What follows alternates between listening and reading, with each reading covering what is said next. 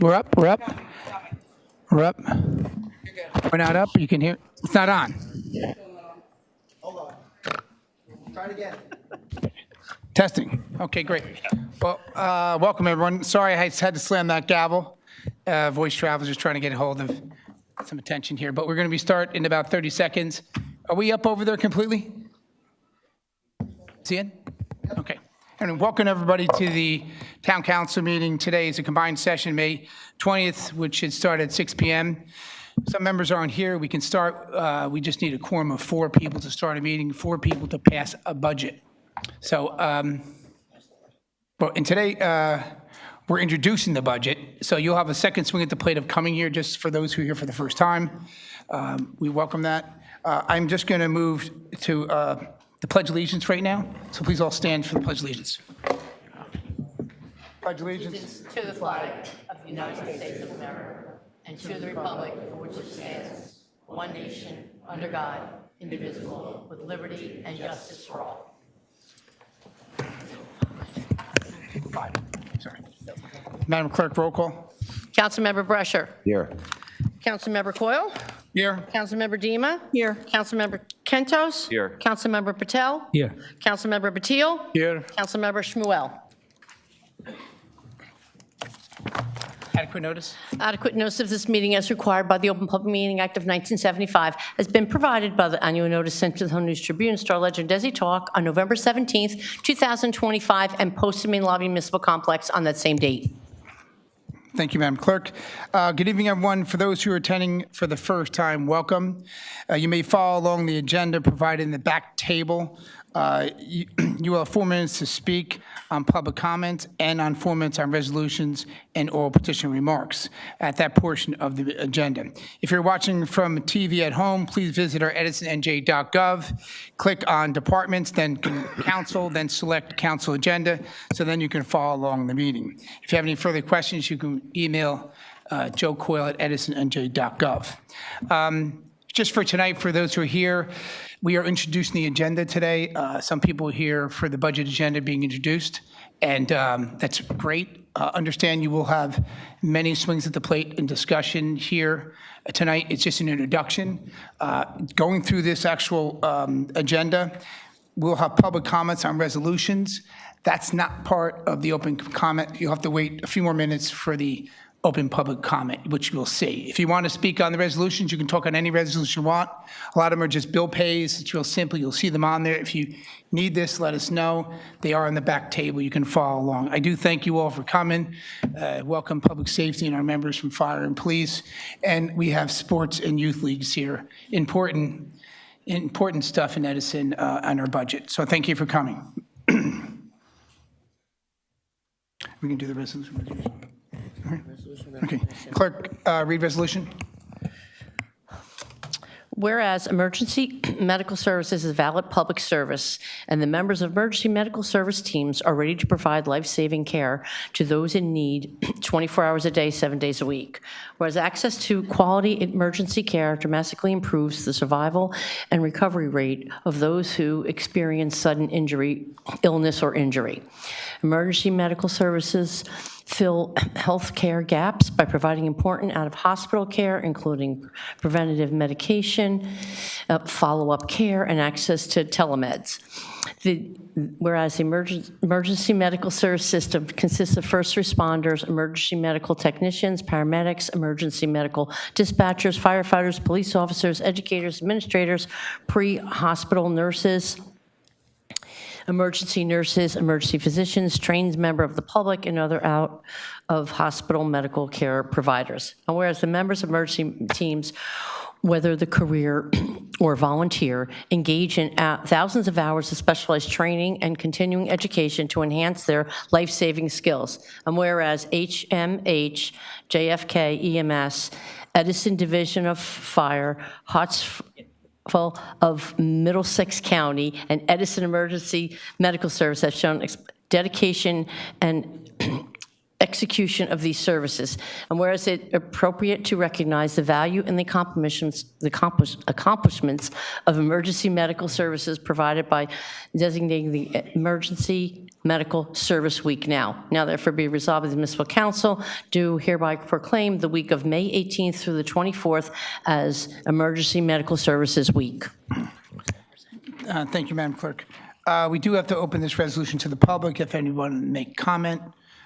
This is a resolution, as you have heard, recognizing this day. Seeing none, could I have a motion to close the public portion?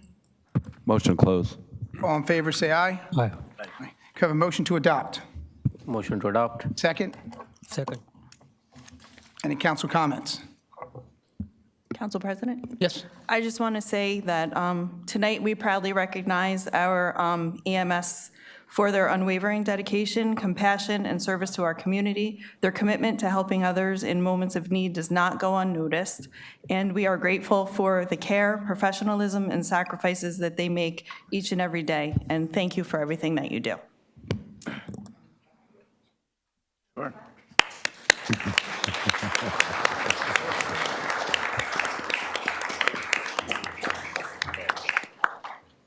Thank you, Councilwoman. Any other members? Council President, Yes. I consider EMS as a big family of Edison Township, and you always serve without keeping any expectations. You are a great asset to this township and the residents of this township. And again, it's not just a recognition for 1 week. You should be recognized all along, every single day, because you take that time and serve the public. Again, thank you. Thank you for your service to this town. And the council members? Council President, Yes. I just want to echo my colleagues and thank the EMS for all the work that you guys do. First responders always on the scene.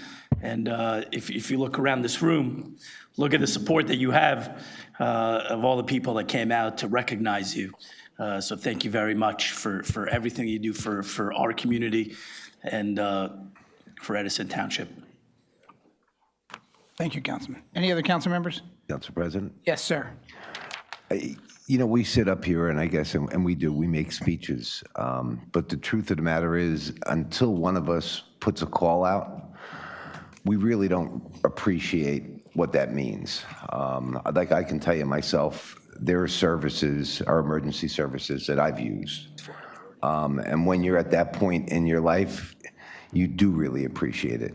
So to everybody that's out there, to be honest with you, you may feel at times that people don't appreciate you. At some point in their life, they are going to. And that goes for fire, police, EMS. It's everybody that the public counts on. Okay, so I'd just like to say thank you to all of you. So I know we're doing this for the EMS here, but it's really the entire group. That would be it. Thank you, Council Thank you, President. Kelly. Just brief comments. First, I echo my comments of my councilwoman, Kelly Dima. She lives in this day. Her husband's a firefighter. I was an EMT on Squad 1 many years ago. I had a lot more hair. Some people may remember me then. But I tip my hat to the hard work you do and your families for your support and the hours you're gone away from home, to all of our EMS, EMTs, paramedics, and everybody in public safety, our firefighters, and also our police, our public safety, and what you do every day, going out there, and our friends and family of all the support we have. I truly am honored to live in Edison, and what makes Edison is great public safety. So, and I know our colleagues will look at that as we pass this budget, how important it is. So you couldn't be at a better time to celebrate this resolution. Thank you. We're going to, can we have, I'm sorry, roll call? Councilmember Brescher. Yes. Councilmember Dima. Yes. Councilmember Kentos. Yes. Councilmember Patel. Yes. Councilmember Batil. Yes. Councilmember Shmuel. Yes. Council President Coyle. Yes. And just before, we're going to have the chief tell us a few words and present the resolution. Yes, me and Chief Bryan are here. I want to thank all the first responders for coming out, whether you're police, fire, EMS, dispatch. But it's EMS Appreciation Week, and we not only have Edison Fire, who, if they're not EMT trained, they're all EMR certified. So I think we have on-duty personnel, if you can come up. Edison Volunteer EMS, if you can come up. Hatzola, Middlesex County, if you could come up. And who am I missing? I got Hackensack Meridian. There should be 4 of you. Everybody come up for a picture and receive the resolution. Okay, Council Kelly, would would you come down as well and join other council members? We'll take one big photo.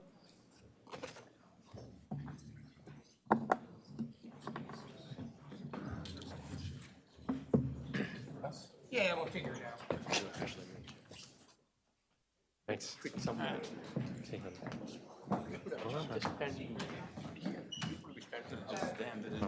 My boys, Ed has You're so bad. Great.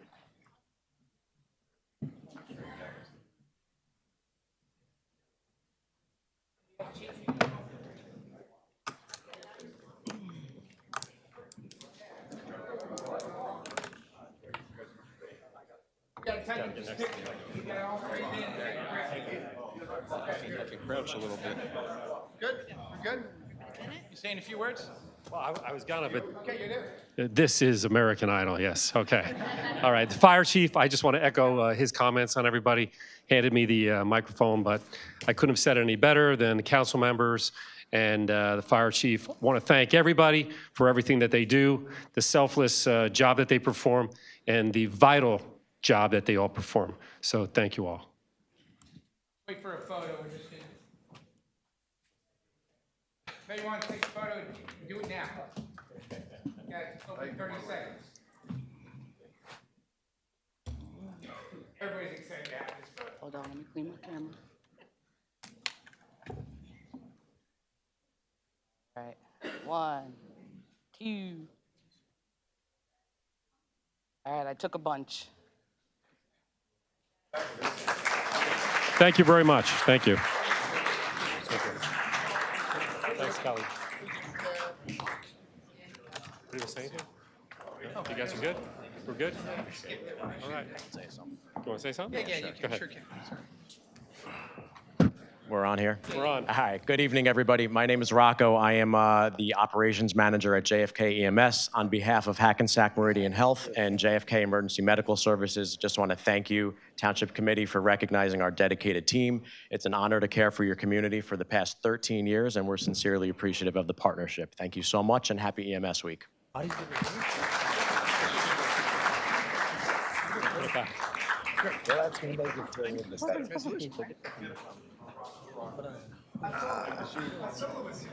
Tell her here also.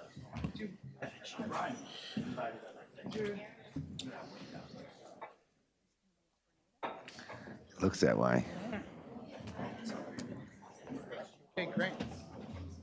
Good enough? Say Good? what? I like hot, What's up? but it was hot. No, this. Like when I can't go the whole day. That'd be a great time for everybody to leave. Went to the boat, put stuff. It's a monsoon out there. I'm like, I gotta take a shower now. I should have been tipped off. Then I would have ate something. If I knew we could have a little. What? What? Where are we in this? Joe, Oh, you should make the announcement that if anybody wants to bail out because they're done with the EMS week thing, they can. Yeah, okay. Sure. Everyone, Yeah, it's probably gonna be EMS.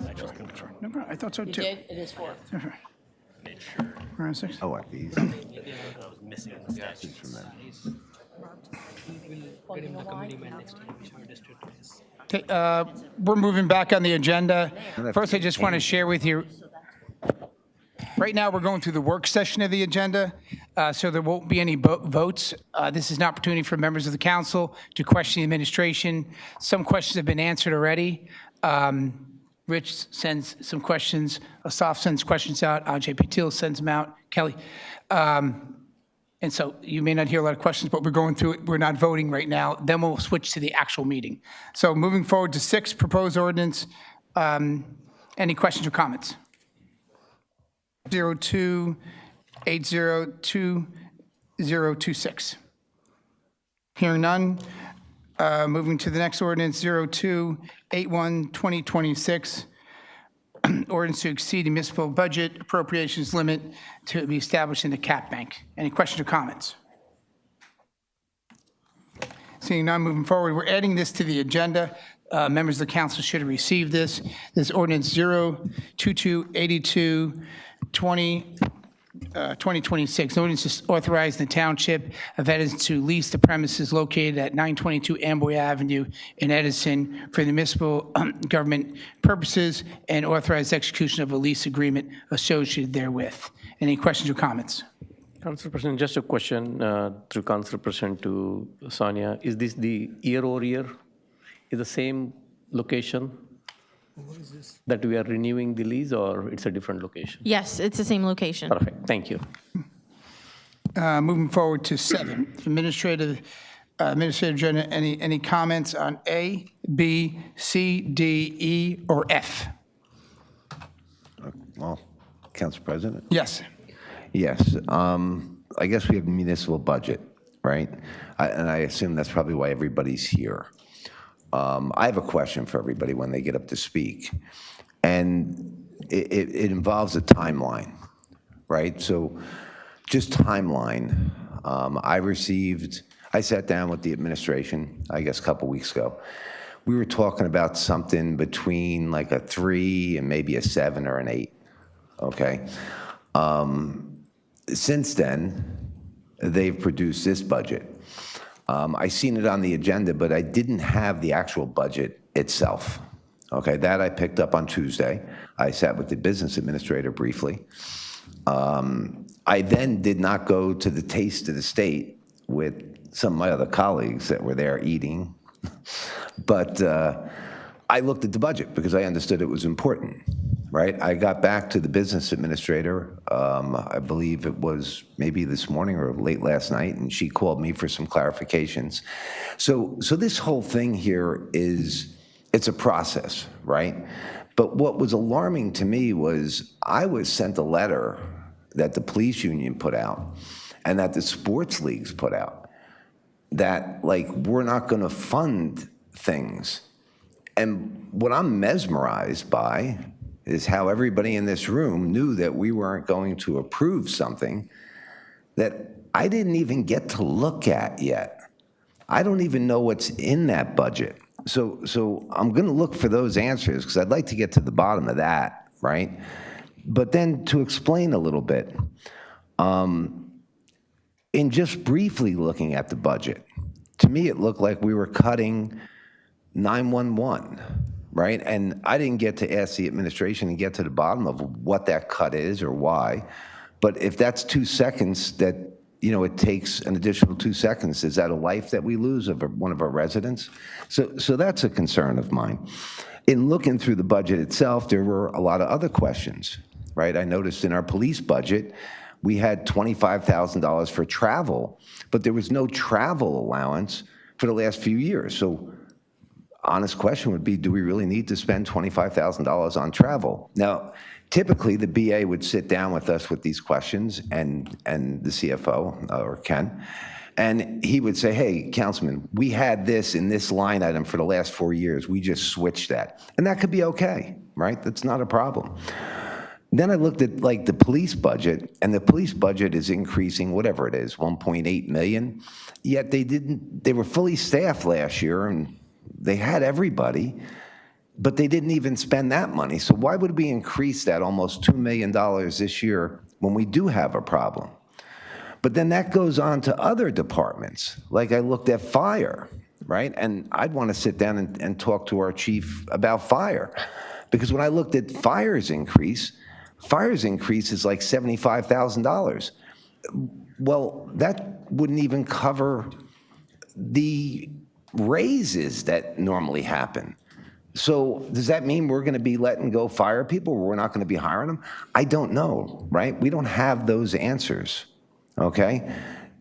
Like I said, I just got the budget Tuesday, and we just started this process. Sports funding. I didn't see youth here, but I did see youth outside, but they're shorter, so they might be in the back somewhere. We've been an advocate for sports funding. I don't understand where that even came from. But when I go through this tonight, right, there's 2 choices here. The choice is that this body introduces this budget, okay? I think that's wrong. If we introduce it, then it's expected on us to make cuts, okay? I am not the administration. I am not your mayor. Okay, I don't know each of the departments. I have not spoken to every department head. And we used to, when the last mayor was here, we would talk to the department heads and they would explain it to every council person. But we haven't done that. So without that process, how am I supposed to say what we should cut and not cut? The proper process that I see here is not that the council takes the responsibility of doing these cuts.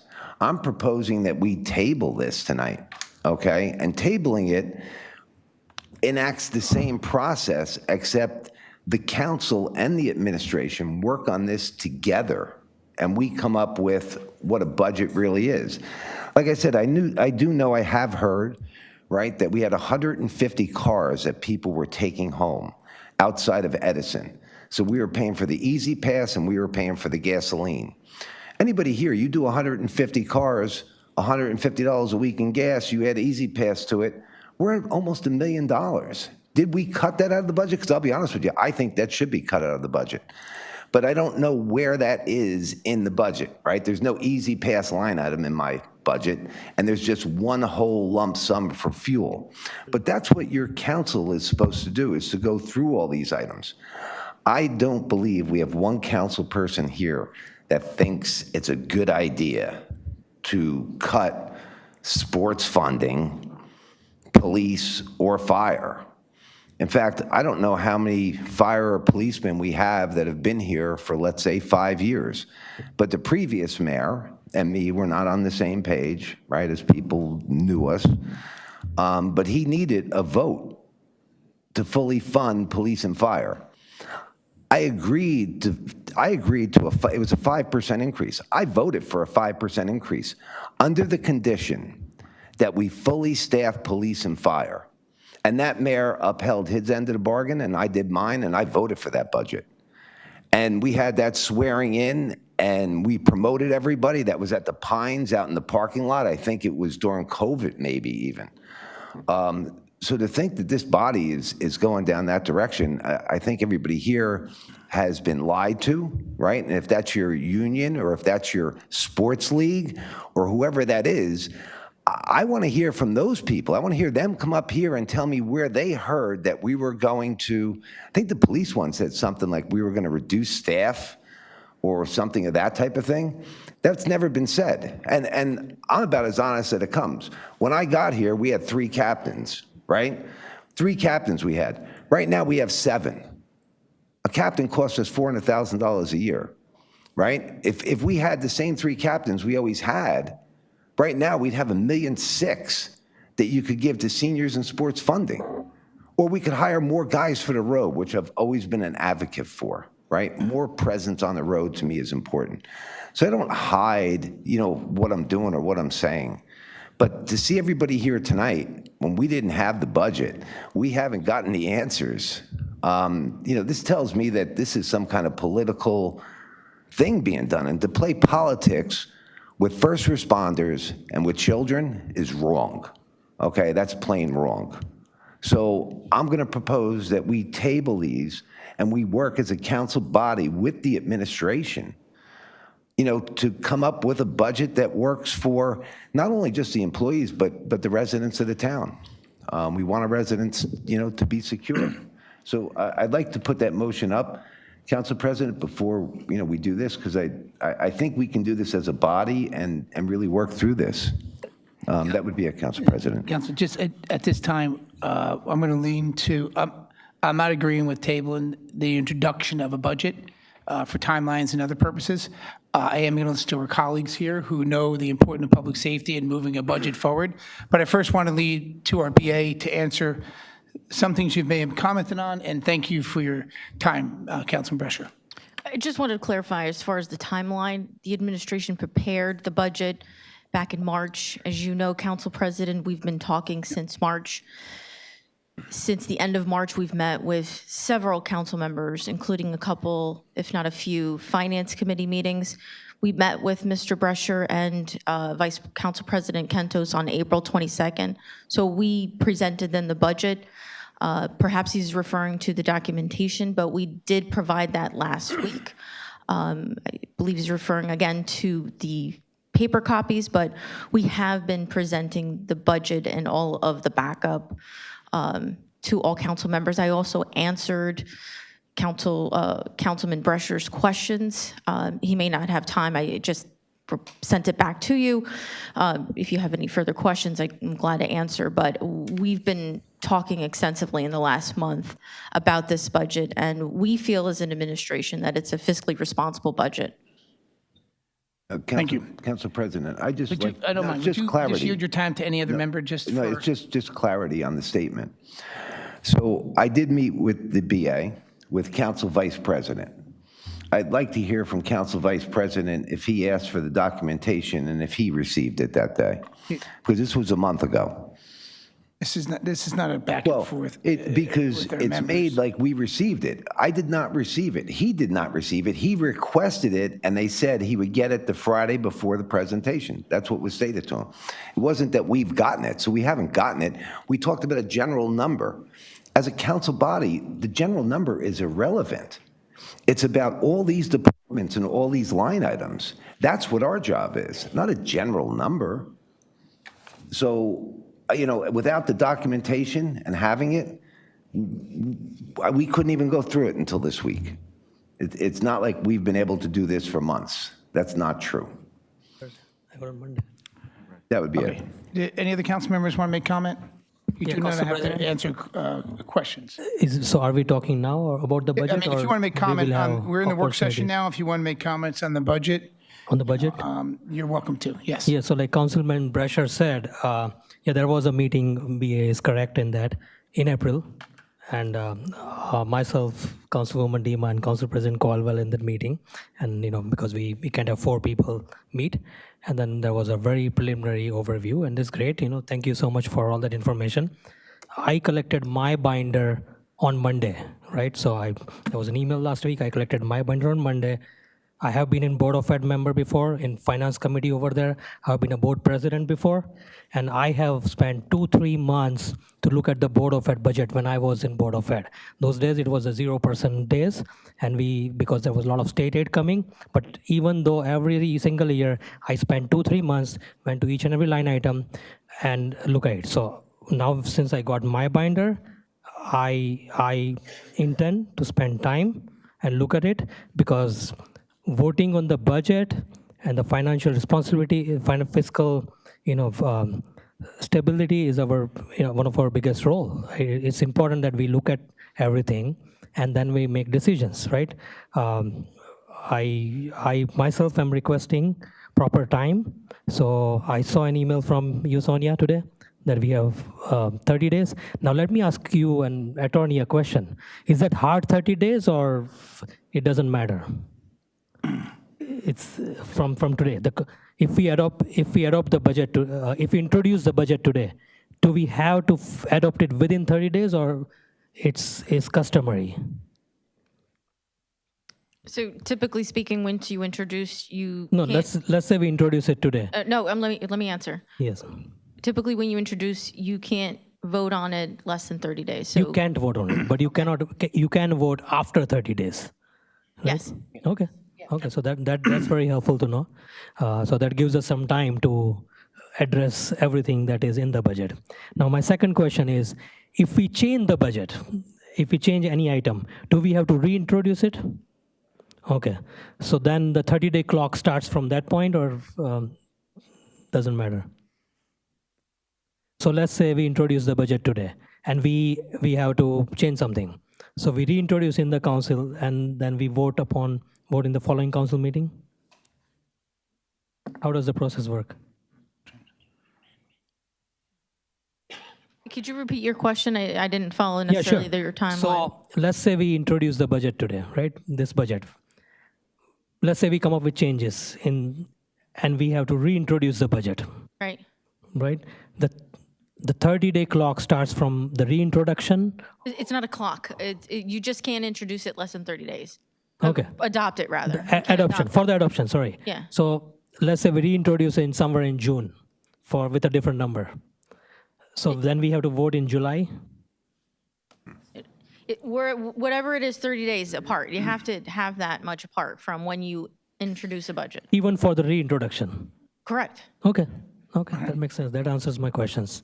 Right, so yeah, we received the binder. All of us, probably intend to take a look at it, and we can take it from there. Thank you. Thank you. And just for clarification, I'm not finished with our council members. Each council member had a chance to meet with 2 of the members and the administration. We don't meet with more than 4 people. To say we don't look at every single department is wrong. We look at every single department. So if you're here because you may have heard a discussion about your department, you did, and that's true, because we go through every single department to see where we can tighten up our spending. Obvious for myself, where I stand, public safety is very important. So we know that the budget and that purpose is needed. But to say we didn't have a discussion about public safety or sports is wrong, because it's our job to look at every part of this budget, from recreation to seniors to public safety to fire, every area of this. So moving forward, I just want to discuss, did anybody of the council members want to have something? Sure. Yeah. Councilmember Council Contos. President, just for clarification, me and Rich did meet with the administration, and I believe they called me on Thursday. I got my binder on Thursday. So that's when I got it. I think it was Thursday. It might have been Friday. But it was earlier than the time they said they were going to give it to me. So I did get it. That's it. Yeah, thank you. Any other members of the, Council President. yes? We did meet with the administration throughout April, and we only got this binder on Thursday. So between Thursday and Sunday and Monday, going through this binder and seeing the line items of where monies are allocated, and it takes some time. I think that all of us, myself included, put out questions to the administration and asked for clarification. And I don't think my questions will be answered in the next 30 days. I hope they're going to be answered in the next 10 days. But having said that, I don't think anybody should lose their job, and on any level, whether or not we vote on this budget or we amend it. I think there is enough brains in our township administration. I think there's a lot of good heads on this dais that could figure out where we could come up with some savings on the budget without anybody losing their jobs. But that takes time. And I think I agree with Councilman Brescher that we could possibly push this for another 2 weeks to the next meeting to introduce, to give the administration time to answer all our questions, and also not to put us in a position where once we adopt this budget, now we have to actually vote on it within 30 days. I'd like to get all my questions answered. I'd like to speak with this council. I'd like to speak further with the administration and see where things can be cut or changed. But once again, nobody should lose their jobs. Nobody should lose their jobs on any level. Thank you, Council President. And just clarification, as we introduce this budget, we can't pass it earlier than 30 days, but we can also post, today, if introduced, which is a goal as Council President, we have time, and we can extend that time and postpone the vote, okay? And if any amendments do happen, that can be brought up with a reintroduction of the budget, which we would have to do another 30 days, or at least 2 weeks. So there's definitely time for our members to review each and every part of this budget, and I hope that's where we're going to get tonight. But certainly, it does not have to be passed in 30 days, but we cannot pass it less than 30 days, 28 days. Okay. Yeah, Council President, one more Yes. thing. Yeah, like Councilman Schmuel mentioned about the jobs, that's very important, right? People should not generally lose their jobs. So that being said, right now there is a big chatter about taxes in the town with the Board of Ed taxes and stuff like that. I've been in Board of Ed before. I'm the one who voted on 0% tax increase for 4 years. It was a privilege. It was great because Edison got a huge, humongous state aid. There was a lot of money coming. The money doesn't grow on trees. So people in general who are probably not out there, most of them I'm referring to are not out there, should understand that there is a cost to everything. When we give facilities, when we build park, when we do things, when we pave roads, and for public safety, for fire, there was a fire on 287 on Sunday. Everyone knows about it. There is a cost to everything. So the facilities that the residents get, there is a cost to everything. So to keep expecting that we pay so much taxes and the taxes should be down, yes, we should be due diligent. We should do our best to be fiscally responsible. But end of the day, the taxes come up from the expenses, and the expenses what they are. So that's Thank you, what I was Councilman. saying.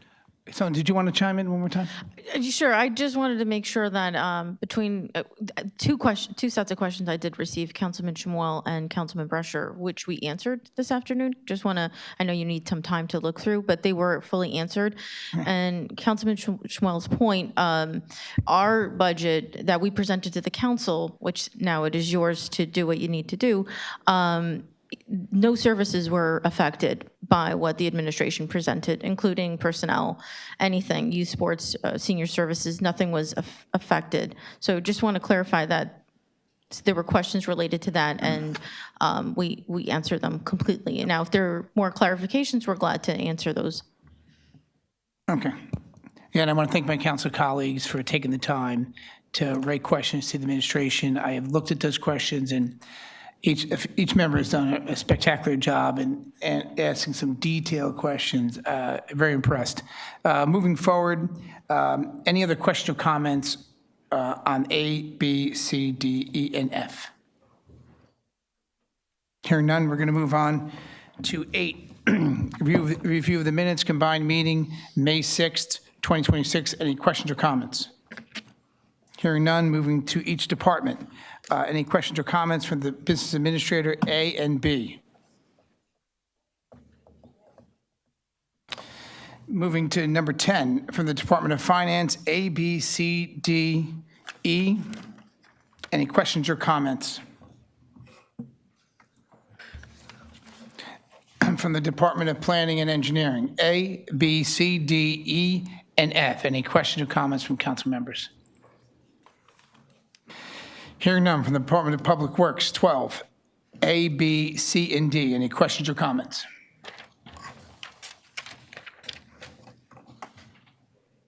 Hearing none. On 13, we are removing E from the agenda, removing E. So anybody who has this in their paper, we're removing E.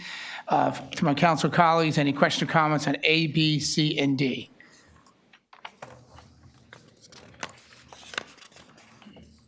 From the chief, moving next to the chief of the police, A and B. Any questions or comments? Nothing from fire. Okay. Hearing none, we're going to move right now to our regular meeting. For those who are still here, can continue to stay. If anybody's here part of the resolution or recognition, you're welcome to leave, but you can certainly stay. I'm sorry we don't have enough chairs. We just lowered the air condition, which I hope is better for you while you're here. As I mentioned to somebody who may have just walked in this room, as we're going through this agenda, this is a voting for us on this agenda, so we'll be going through votes on ordinance that are introduced here and ordinance that may have been on the agenda before, and resolutions. There are 2 periods to speak for 4 minutes. We'll have an open period for resolutions you can speak, and that's resolutions only. It's not part of the budget. It's not open comment, but if you see a line item of expenditure or something you may want to question, you can speak at that time for 4 minutes. And then moving to the open public comment, you can speak at anything you want. Animal shelter, public safety, fire department, anything you want. Leaves, bags, any issue that approaches. So thank you for your patience, and we'll try to get through this right away. And as we get close to those times to speak, if everybody wants to speak, that's fine. We're prepared to be here as long as it takes to make each person happier. But if anyone wants to speak for a group of you, that you're more than welcome. We will not extend your time, but if 2 people want to share that time and go up as a second to that person in order, that you're welcome as well. It's just 4 minutes for each person.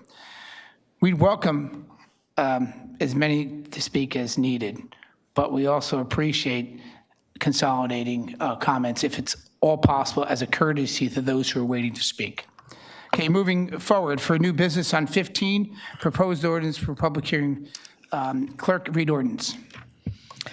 Ordinance of the Township of Edison authorizing execution of a right-of-way use agreement between Pilot Fiber NJ LLC and the Township of Edison to locate, place, and attach, install, operate, and maintain fiber optics facilities within public right-of-ways for the purpose of providing telecommunication services. Can I have a motion to introduce? Motion to introduce. Can I have a second? Second. Oh, you gotta read the thing. Okay. So I move this ordinance to be passed at the first reading, published according to the law for further consideration, and public hearing set down for June 10 meeting. Number second. Second. Any council comments? Hearing none, roll call, Madam Clerk. Councilmember Brescher. Yes. Councilmember Dima. Yes. Councilmember Kentos. Yes. Councilmember Patel. Yes. Councilmember Batil. Yes. Councilmember Shmuel. Yes. Council President Coyle. Yes.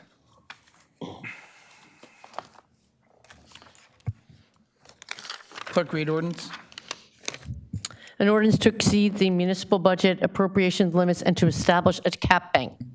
Can I have a motion to introduce? I move this ordinance be passed on first reading, published according to the law for further consideration, and public hearing set down for June 10. Can I have a second? Second. Any council comments? Hearing none, roll call. Councilmember Brescher. Yes. Councilmember Dima. Yes. Councilmember Kentos. Yes. Councilmember Patel. Yes. Councilmember Batil. Yes. Councilmember Shmuel. Yes. Council President Coyle. Yes. Council President, Yes. before we go into 16, can we go into a closed session? Yes, we can. Yes, we can. No, we have another ordinance to introduce. Did you want to do that before the next ordinance? There is a third ordinance. We have a third ordinance. Oh, I'm sorry, I thought we did. I apologize. Sorry. So let's do that Let's first. do it, Yes, yeah. yes. Make a motion. Okay. Okay, clerk, read ordinance. An ordinance authorizing the Township of Edison to lease the premises located at 922 Amboy Avenue, Edison, for the municipal and government purposes, and authorizing the execution of a lease agreement associated therewith. Can I have a motion to introduce? Council President, Yes. I move this ordinance be passed on first reading, published according to the law for further consideration and public hearing set down for June 10, 2026. Don't take AG out for dinner. Can I have a second? Second. Any council comments? Hearing none, roll call. Councilmember Brescher. Yes. Councilmember Dima. Yes. Councilmember Kentos. Yes. Councilmember Patel. Yes. Councilmember Batil. Yes. Councilmember Shmuel. Yes. Council President Coyle. Okay. Council President Coyle. Yes. Councilman, to go into closed session, we just have to have a valid reason from you to go into closed session. Would you just explain your purpose brief? I'd like a little more clarification on this vote from Council President and from our attorney as well. Okay, so you need legal advice on the procedure Yes. for the vote. Yes. Okay. At this time, I need a motion to go into closed session for 8 minutes. We're going to keep this brief. I hope that whole council members can respect the public that is here. In lieu of this closed session, I think it will move this meeting forward faster. Can I have a motion to go into closed session? Motion. Can I have a Second. All in favor, say aye. Aye. It's 6:48. We'll return in 8 minutes.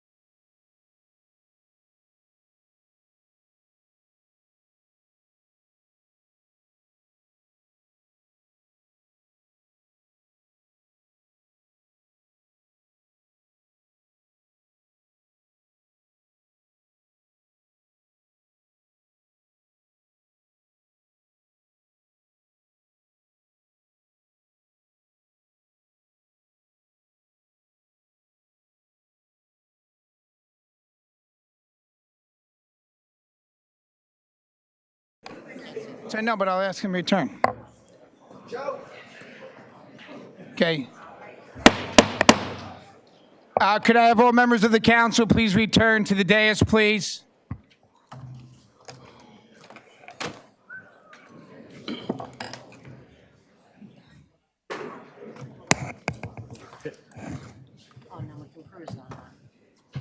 Then 1% so we can start.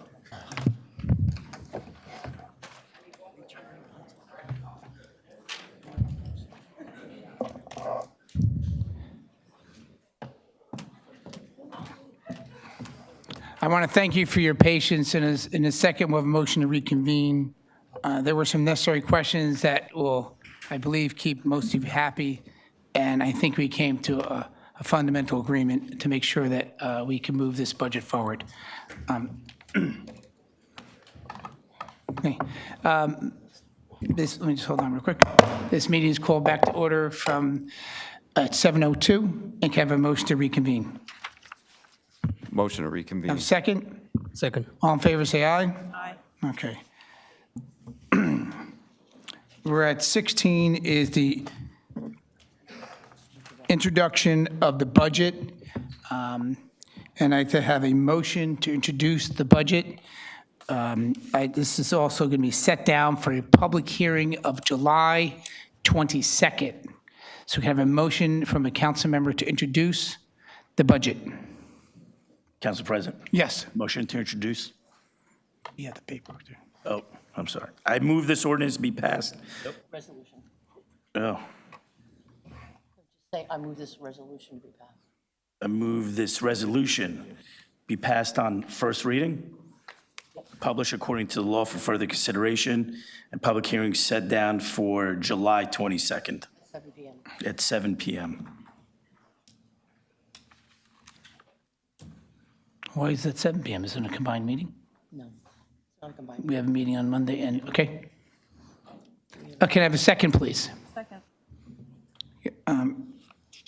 Any council comments? Yes, I mean, Council President, the discussion, I guess we can't talk about what the discussion was in the back. Thank you. But the premise was that I was asking to table this until we had time to look at it.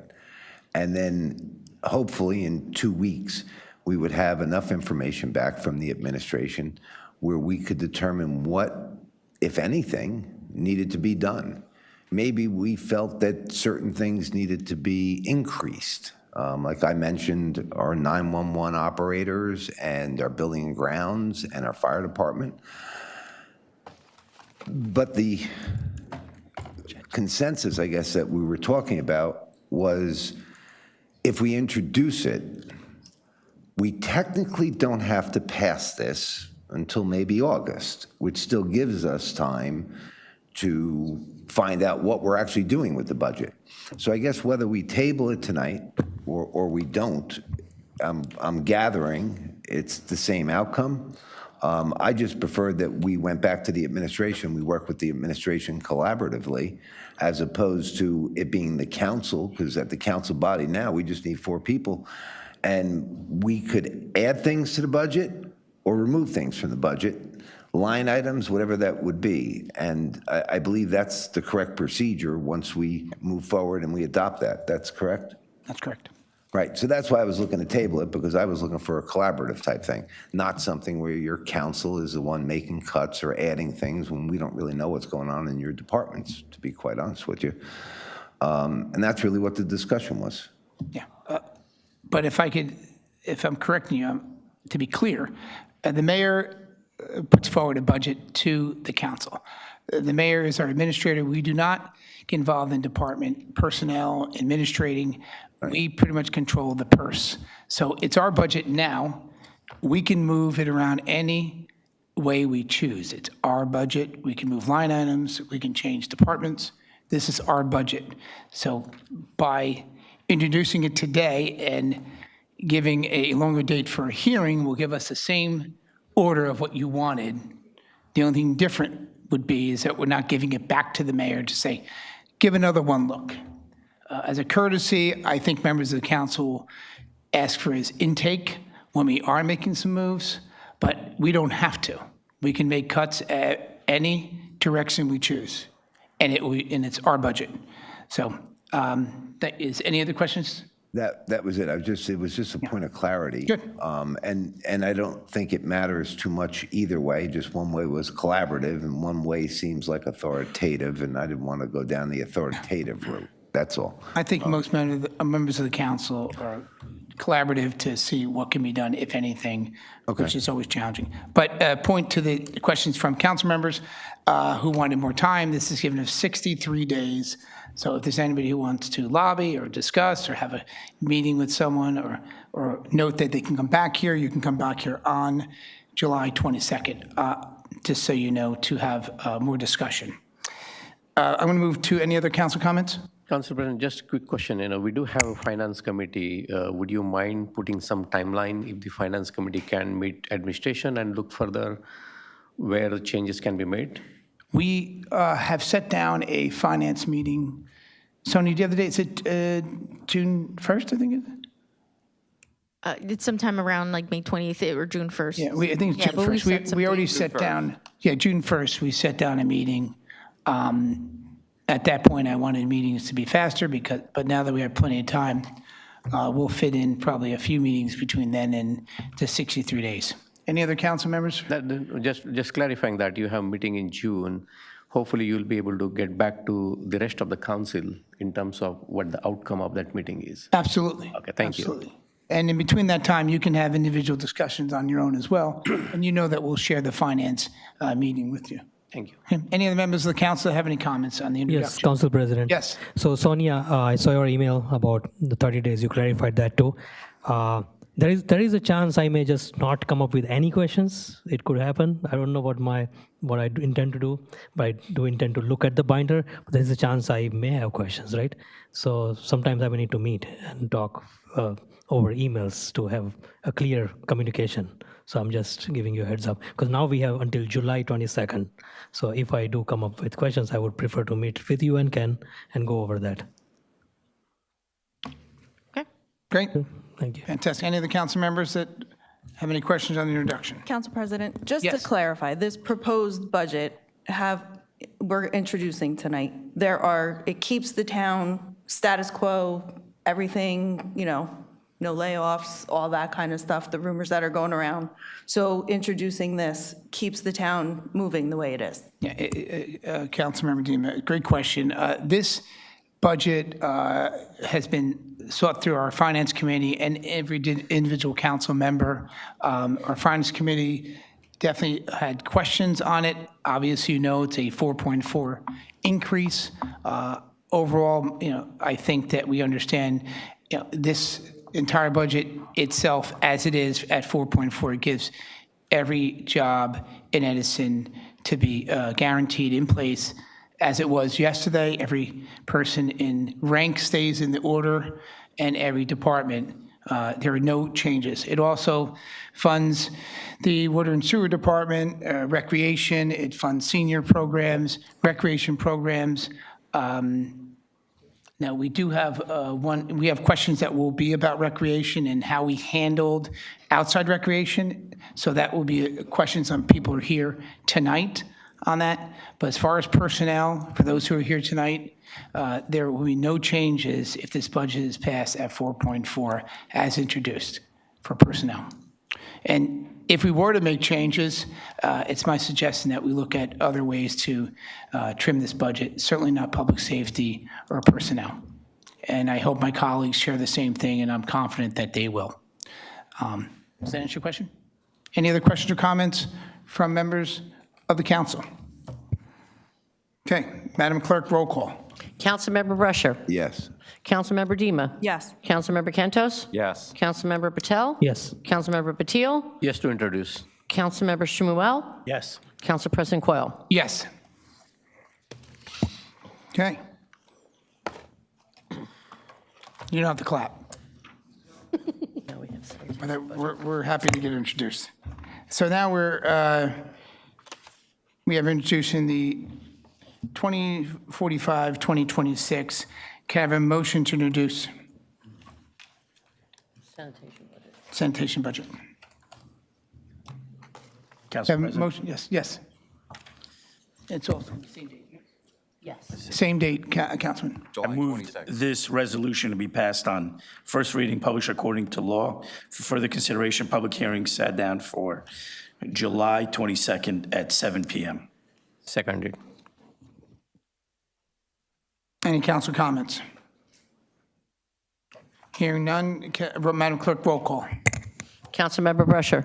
Yes. Councilmember Dima. Yes. Councilmember Kentos. Yes. Councilmember Patel. Yes. Councilmember Patil. Yes. Councilmember Shmuel. Yes. Council President Coyle. Okay, thank you. And for those who may have walked in, yes, for anyone who's just walked in, we introduced the budget and for the township and the sanitation budget, and that was set down for July 22nd.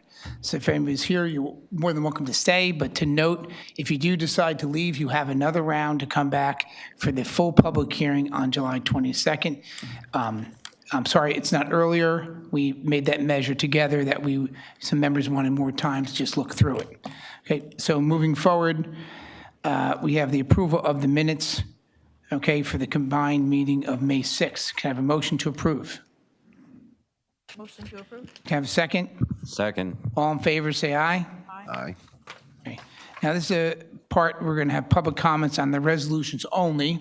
If you have an agenda in your hand at 19, there are expenditures and contracts here that come down to Resolution R-280-05-2026. If you have any questions or comments, you may come to the podium and speak for 4 minutes on the resolutions only. After this is done, there will be open public comments. Again, you can speak on any topic. I just don't want you to be confused with either of them. Is there anybody here that would like to speak on the resolutions only? Yes, in the back, your hand is up. Whose hand is up to the right, next to Mr. Bassoff? Is that you, Ms. Conway? Sure, please. For the first time, I can't see you in the crowd.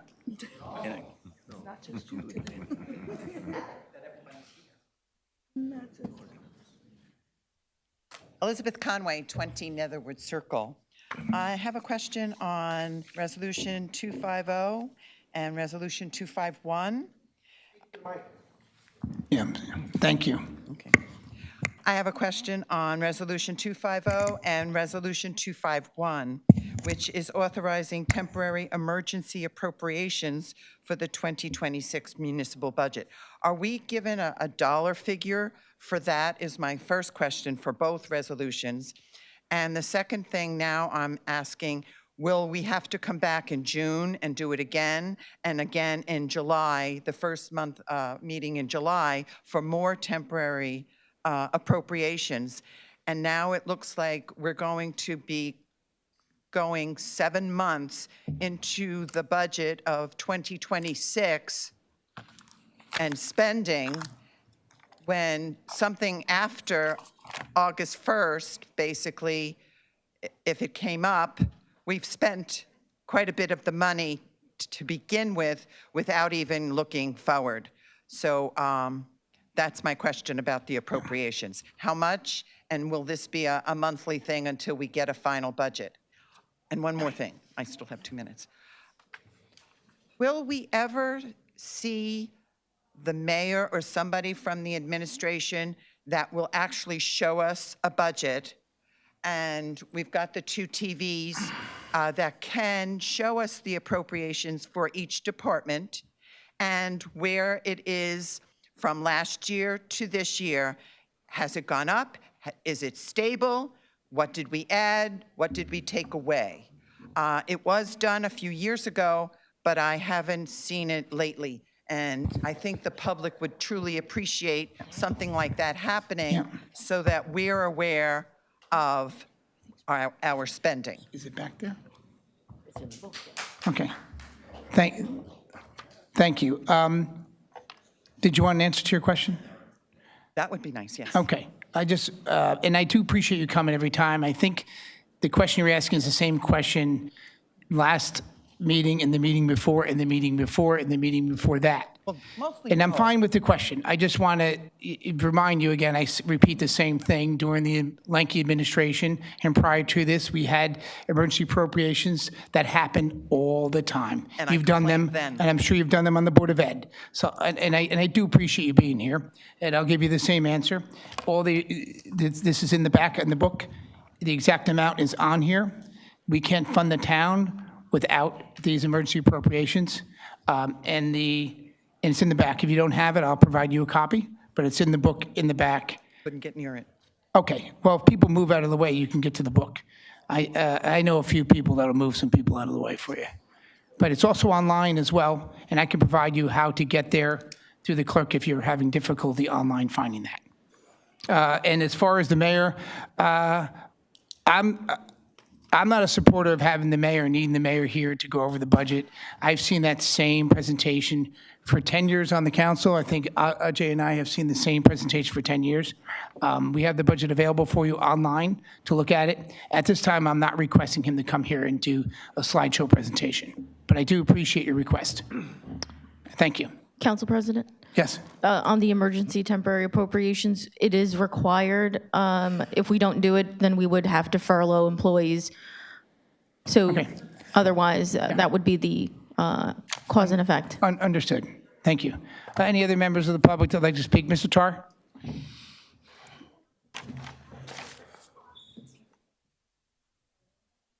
Yeah. Don Tar, 53 Point Road, of order, just through. Is our officer here? There's so many officers, but who's working for us today? If you could spread a message to have the people speak in the back, because I don't want to have to close the doors. I like people staying as long as they can. But if they could keep their conversations in the back, I'd appreciate it. Okay, Mr. Tar, how are you? Welcome. Fine, Council President, thank you. I rise in speaking in favor of passing the Edison Township budget. If you could speak closer to the mic, I'd appreciate it, sir. I'm speaking in favor of passing the Edison Township municipal budget as developed. Now, I've heard assertions from most of the members of the board there that there aren't going to be any cuts in personnel. And Yeah, Mr. Tar, I feel, terribly sorry to say this, but this is not the appropriate time to talk about this. We're just doing resolutions only right now. I'll call you back up first in just a moment, but we're just doing the resolutions. I thought 052026 was a resolution. Are you, So that it's clear, the budget resolutions are separate and apart from the other resolutions. The budget resolutions are a special type that have their own public hearing. And while you can address those under the public comment section, this particular speaking session is only for resolutions 247 through 280. I know that it sounds confusing, and I apologize. Not confusing at all. Thank If you. you I'll would be give me about 4 minutes, I'll have you back up. I'll be back. I'm sorry. That was just an explanation of the budget and resolutions, but for the first time, it is confusing. Mr. Bassoff, resolutions only, please. Joel Bassoff, Beach Lane, Edison. Welcome. Thank you. Question about Resolution 247. So what exactly do we learn from the disbursements? I know that there are a lot of categories, some of which have large sums of money, like current expenditures, and some that at this date are still zero, like law enforcement. So I'm just curious to know what the council and the public gathers from this list of disbursements. Like when I see zero for law enforcement, I wonder, are we being underprotected? And then a question on Resolution 250, the temporary budgets. How far into the year would that current resolution carry us? And might any tax increases result from the temporary budget, or is it constrained by the current tax rate? A concern would be if there are either emergency expenses or just raises that people are entitled to, or if we have to hire additional personnel, how would we be able to do that with just a temporary budget? Is there a danger that because at this point, when we should have a permanent budget under the law, we don't even, we only had one introduced today. Is there a danger that there are aspects of the township that will go underfunded, unfulfilled, and the public will be unprotected? So those are my questions. Well, Ms. Basso, I appreciate, I know you're an attorney, but you said is not true. It's a wrong statement. You know that questioning. we're protected. You said we won't be protected, and that's not true. But I'll just give you some simple math to just give this fair. As you note in this disbursement here is all the payouts of what we do, which is emergency, as the BA has mentioned. If we did not do this, we'd have to furlough people immediately because the council is in charge of the purse to spend on people. I think you have a great question on where we are and are we spending money, maybe too much money too soon and without having the budget passed. But let's just call it what it is. We're at month 6 in a budget that's about $200 million. We have about another $100 million to spend of emergency money. We're not even near the percentage of the 4.4 increase, which you know is about $800,000 per point. So we are about 300,000. It wouldn't even be possible to get to $197 million before July 22nd if this budget was proposed. I think it's a great question. It's the same question you ask me every meeting.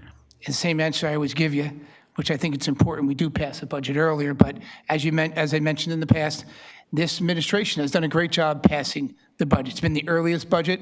Councilmember Patil and I have been on this with other administrations for 8 years with Mayor Lenke. No one has ever questioned the budget being passed, and it was passed in November. So I think we've made good strides, although not perfect, and I know you'd like perfect, and I'll strive to get there. I can tell you, I postponed this introduction, and it was my fault. So that's where we are. And thank you. Any other questions or comments on resolutions? Seeing none, a motion to close the public portion on resolutions only. Motion. Second. All in favor, say aye.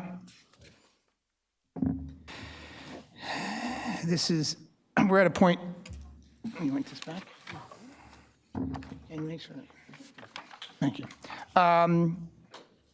Before we adopt the consent agenda for the resolutions, I ask each colleague if they'd like to pull anything for a separate vote. They're doing that. If they have a conflict, they're doing that. If they'd like to spotlight someone in a resolution for the great work they do, or any other reason they just feel like doing. So to my right, Councilman Brescher, any motions to be pulled for a separate vote? None at this time. Councilmember Dima. None at this time. Council Vice President. None at this time. Councilman Patel. None. Councilman Patil. None at this time. Councilmember Asaf Shmuel. No. Okay. To have a motion to adopt the consent agenda. Motion to adopt. Have a second? Second. Any council comments? Madam Clerk, roll call. Councilmember Brescher. Yes. Councilmember Dima. Yes. Councilmember Kentos. Yes. Councilmember Patel. Yes. Councilmember Patil. Yes. Councilmember Shmuel. Yes. Council President Coyle. Yes. Okay. It's now 7:24. We are going to get to line 20. As I mentioned to you, this is the part of the agenda where you have a chance to speak as long as for 4 minutes. Each person in this public can speak for 4 minutes each. That's right. It's probably about 300 people here at 4 minutes. It'd be a quite interesting evening. And we do welcome that if it's necessary. We've been here till 2 in the morning, and it's your part in your life where if you feel it's necessary to speak, you can. Although, if you'd like to offer a courtesy to those who are waiting and may want to go home to their family and say a few words on behalf of their group, or you want to speak individually for your 4 minutes and speak on behalf of a group, you are more than welcome. And if you want to speak together one after another and use up 8 minutes to speak about a few areas of a category you feel are important to you, that is your choice as you want. But again, each one of you are allowed 4 minutes to speak on any topic you'd like, anywhere from A to Z. So without further ado, yes, Mr. Tarr, first open public comments. Welcome again. And I'm sorry, the mic has to be pulled close. People call me every day if you're not speaking loud enough. Can you hear me now? Yes, sir. Okay, thank you. I rise in speaking in favor of passing the Edison municipal budget as developed. I see from the dais that there's seems to be a consensus that I'm sorry, can you repeat yourself one more time? If you hold it Tar- closer. Dawn Tar, They're great 52 words you're saying, but people have to hear you. Okay. Sorry. Dawn Tar, 52 Reeder Road, Edison, New Jersey. Speaking in favor of passage in the budget as it's been developed. I've noticed from the dais that there's considerable belief that there shouldn't be any reductions in services in Edison. I certainly agree with that. Because I believe the quality of life in this community is paramount and transcends any kind of reduction that might be considered. But I also know that both the PBA and the fire department unions have been notified, should this budget go down, there's a potential for loss of members. Those cuts would, of course, diminish the quality of life in Edison and make our community less safe. It's not a well-known fact, but we actually have fewer police now than we had 20 years ago. And also looking at the proposed reduction in fire, that too would make us unsafe.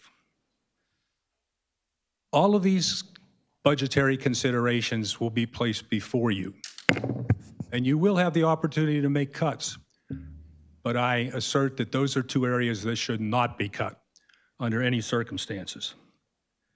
The PBA has been made aware that there's a potential for a reduction of 11 officers. Now keep in mind, when you reduce staff, you increase the potential for increased overtime to make up the difference. It's also my understanding that there was a $3 million overtime ticket on the Edison police last year. What needs to happen is sometimes shifts are increased and people are requested to stay on shift longer than normal, thus increasing the overtime. Our police and fire are critical to the quality of life in Edison. They put their lives on the line every day for each and every one of us. I'm saying if any of you up there are considering any reductions in that area, you should think very carefully before you do so. These people are community members. They work so hard for us. Let's not diminish their worth.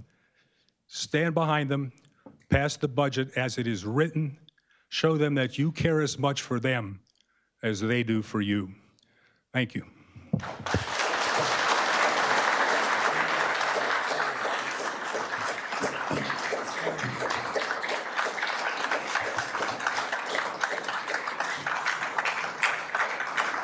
Okay.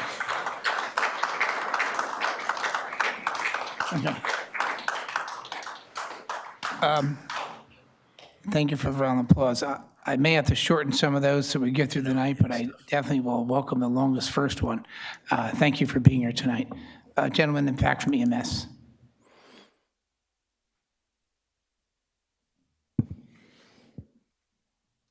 Steven Zetterbaum, Oliver Avenue. Welcome. Thank you.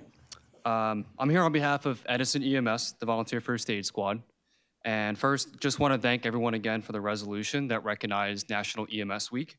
It's a great time to be here, and thought it was an excellent opportunity to share our gratitude for everything this town does for us.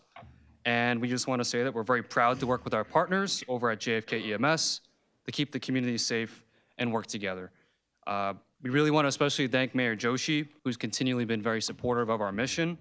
We want to thank the entire council, who's equally been very supportive and been unanimously an advocate for us and volunteers in Edison, as long as I've been involved.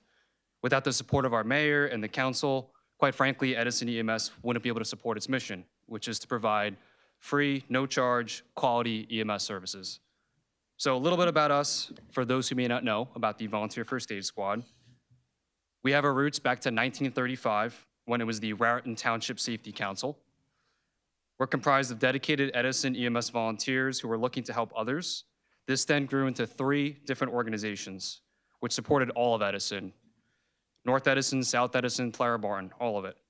In 2013, these all combined into one organization, which we know today as Edison EMS. We're all volunteer, and as I said, we don't charge for our services. We're licensed by the New Jersey Department of Health. We support all of the high school football games. We support all of the township events. And most importantly, again, we work with Hackensack Meridian Health, JFK, to supplement the 911 services in town. We're very grateful to receive an annual donation from the township, as well as donations from many residents. Quite frankly, this is what keeps our doors open. Without that support, we probably would not exist. We're also very happy to say that Edison EMS right now is thriving. A couple of updates. Last year, we responded to over 1,000 ambulance calls and supported dozens of events, including every township event. This year, the goal is to do even more, and we're on pace for that. We currently have a waiting list for volunteers to join, which is incredible to say in a day and age where volunteers are hard to find. We simply can't keep up. And I wanted to share just a feel-good story to kind of end on here. So in March, one of our crews responded to a cardiac arrest in Edison. And together, with the help of Edison Fire, Edison Police, truly a team effort, I was happy to say that they were able to resuscitate this patient and save their life. Not only did they get a pulse back, but they were later discharged from the hospital and able to see their family again. And I just want to say that this is truly the moments that make it all worth it. Not every call is as serious as this, but even one life saved directly really makes it all worth it. You can't put a price on a person's life, and Edison EMS is truly humbled to have the opportunity each day to help others and make this positive impact. So I want to thank everybody again for their continued support. Hope to see everybody at the Memorial Day Parade this Saturday. We'll be there. And if anybody has questions, please reach out to our team. So thank you. Thank you for your great work. And in today's budget, appropriations for EMS. Thank you. Appreciate it. Anybody else who wants to speak? I just want to go to fire. I had someone from fire that wanted to speak. I wasn't sure if they were here. In the back right there. I can't see your hand, but in the back. I'm just trying to get... Someone's right in the middle. You can raise your hand again or not? There you go. Oh, you just, Ms. Conway, I'm sorry. You just, if you don't mind, let me have the gentleman in the back speak. He hasn't been here in a long time.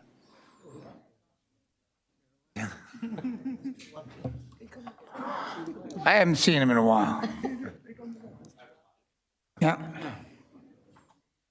Okay. Tom Lucky, Netherwood Circle. Okay. I went to a couple board. Sorry, if you don't mind, for those who are listening from home, if you can get deeper and closer to the mic for us, we'd really appreciate it. You can hold it if you want. As I break it. You can hold it if you want. Okay. How's that better? Yes, that is. Thank you. Okay. I went to a couple Board of Ed meetings, and when they were talking about their budget and all that sort of stuff, something strange appeared in my thoughts. Why do we have to go through the metal detector for council meetings, whereas the Board of Ed meeting, it's not required? There's police here, there's a police presence here, just like there's more here than actually at the Board of Ed meetings. I'm asking for a reason why we have to go through a metal detector here and not at the Board of Ed meetings. Next topic I want to talk about is construction / building sites. There seems to be a lack of safety fencing and silt fences around the construction. You drive around town, you notice that. Especially when one actually comes into, is a glaring, oops, something's going to happen, is over on New Dover Road. They knocked down a house at 1125 New Dover Road. There's just an open hole there where the basement was. It's right by John Adams. I know when I was a little kid, many, many years ago, that would intrigue me, and I'd go over and probably fall in the hole. Does the code enforcement, who handles that? Because that is an accident waiting to happen. And by the township not enforcing those laws, does it at the same time go and put us in in a liable position. So that's another thing. I live on Netherwood Circle. I'm starting to call it the Netherwood 500. People fly around the streets. I live out of a turn. They come out of the turn, and they're actually on the other side of the road, basically coming into opposing traffics. Additionally, there's no stop signs where Churchill tees into Netherwood Circle, or even on Churchill where streets go and where Wakefield comes into Churchill, there are no stop signs. People blow through those intersections. I've had to slam on my brakes. Recently, my wife had to do the same. Now that's when it gets personal. The person pulled over, said to my wife, "Oh, my car would have told me I had to stop." It's an excuse, it's not a reason.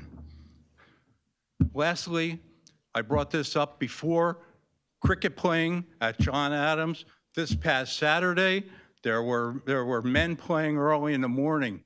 I brought up before the Township Council changed that my car was hit by a cricket ball from a batter.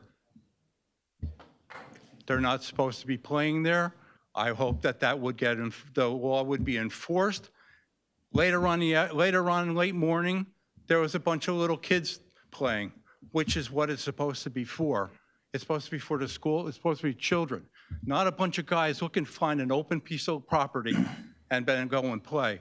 So if you could help me with those topics, Thank I'd you. appreciate Your it. time is up, but if you can stay for one moment.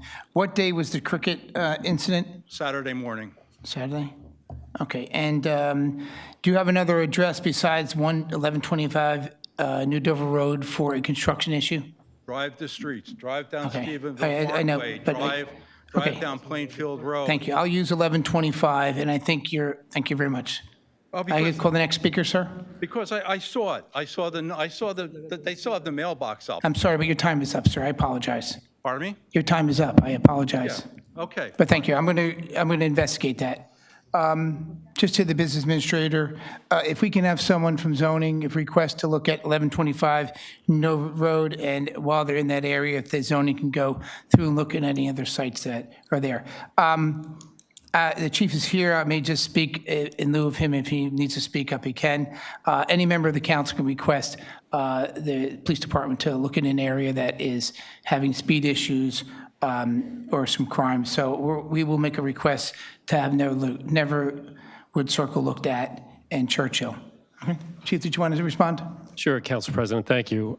We have our staff here for our traffic bureau, so we will address that. As far as the metal detector goes, I choose to employ that, as many other municipalities do also, for the safety of everybody that enters this chamber. We have also had in the past investigations where people tried to bring weapons in here, so it is here for everybody's safety. Yeah, and I agree 100%. It's staying, it's not going anywhere. May get a new one, but it's not going anywhere. Thank you, Chief. Okay, anybody else from the public? I just wanted to finish with public safety. I apologize, but I wanted to get our president of the fire department. Thank you. He was waiting before. I know you can't see back there, but Council Jim Walsh, Edison, New Jersey. and thank you. Welcome. And if you'd be so kind, the mic isn't tall enough for you. You got to, if you can really speak close, what you say matters and people need to hear it. Thank you. Thank you, Council President. I'll keep my comments very short. Right now, my members, along with members of Local 2883 fire officers, are at a second alarm house fire on Runyon Avenue. The call came in as a heavy smoke. They're saying now that there's a possible entrapment. While you're sitting here thinking about this budget and you talk about supporting this fire department, know that every day my members, along with fire officers, are out there doing their jobs. They're protecting life and property of the residents. Please keep that in mind when you debate the budget. I appreciate it for the time. Thank you. Thank you. Yep.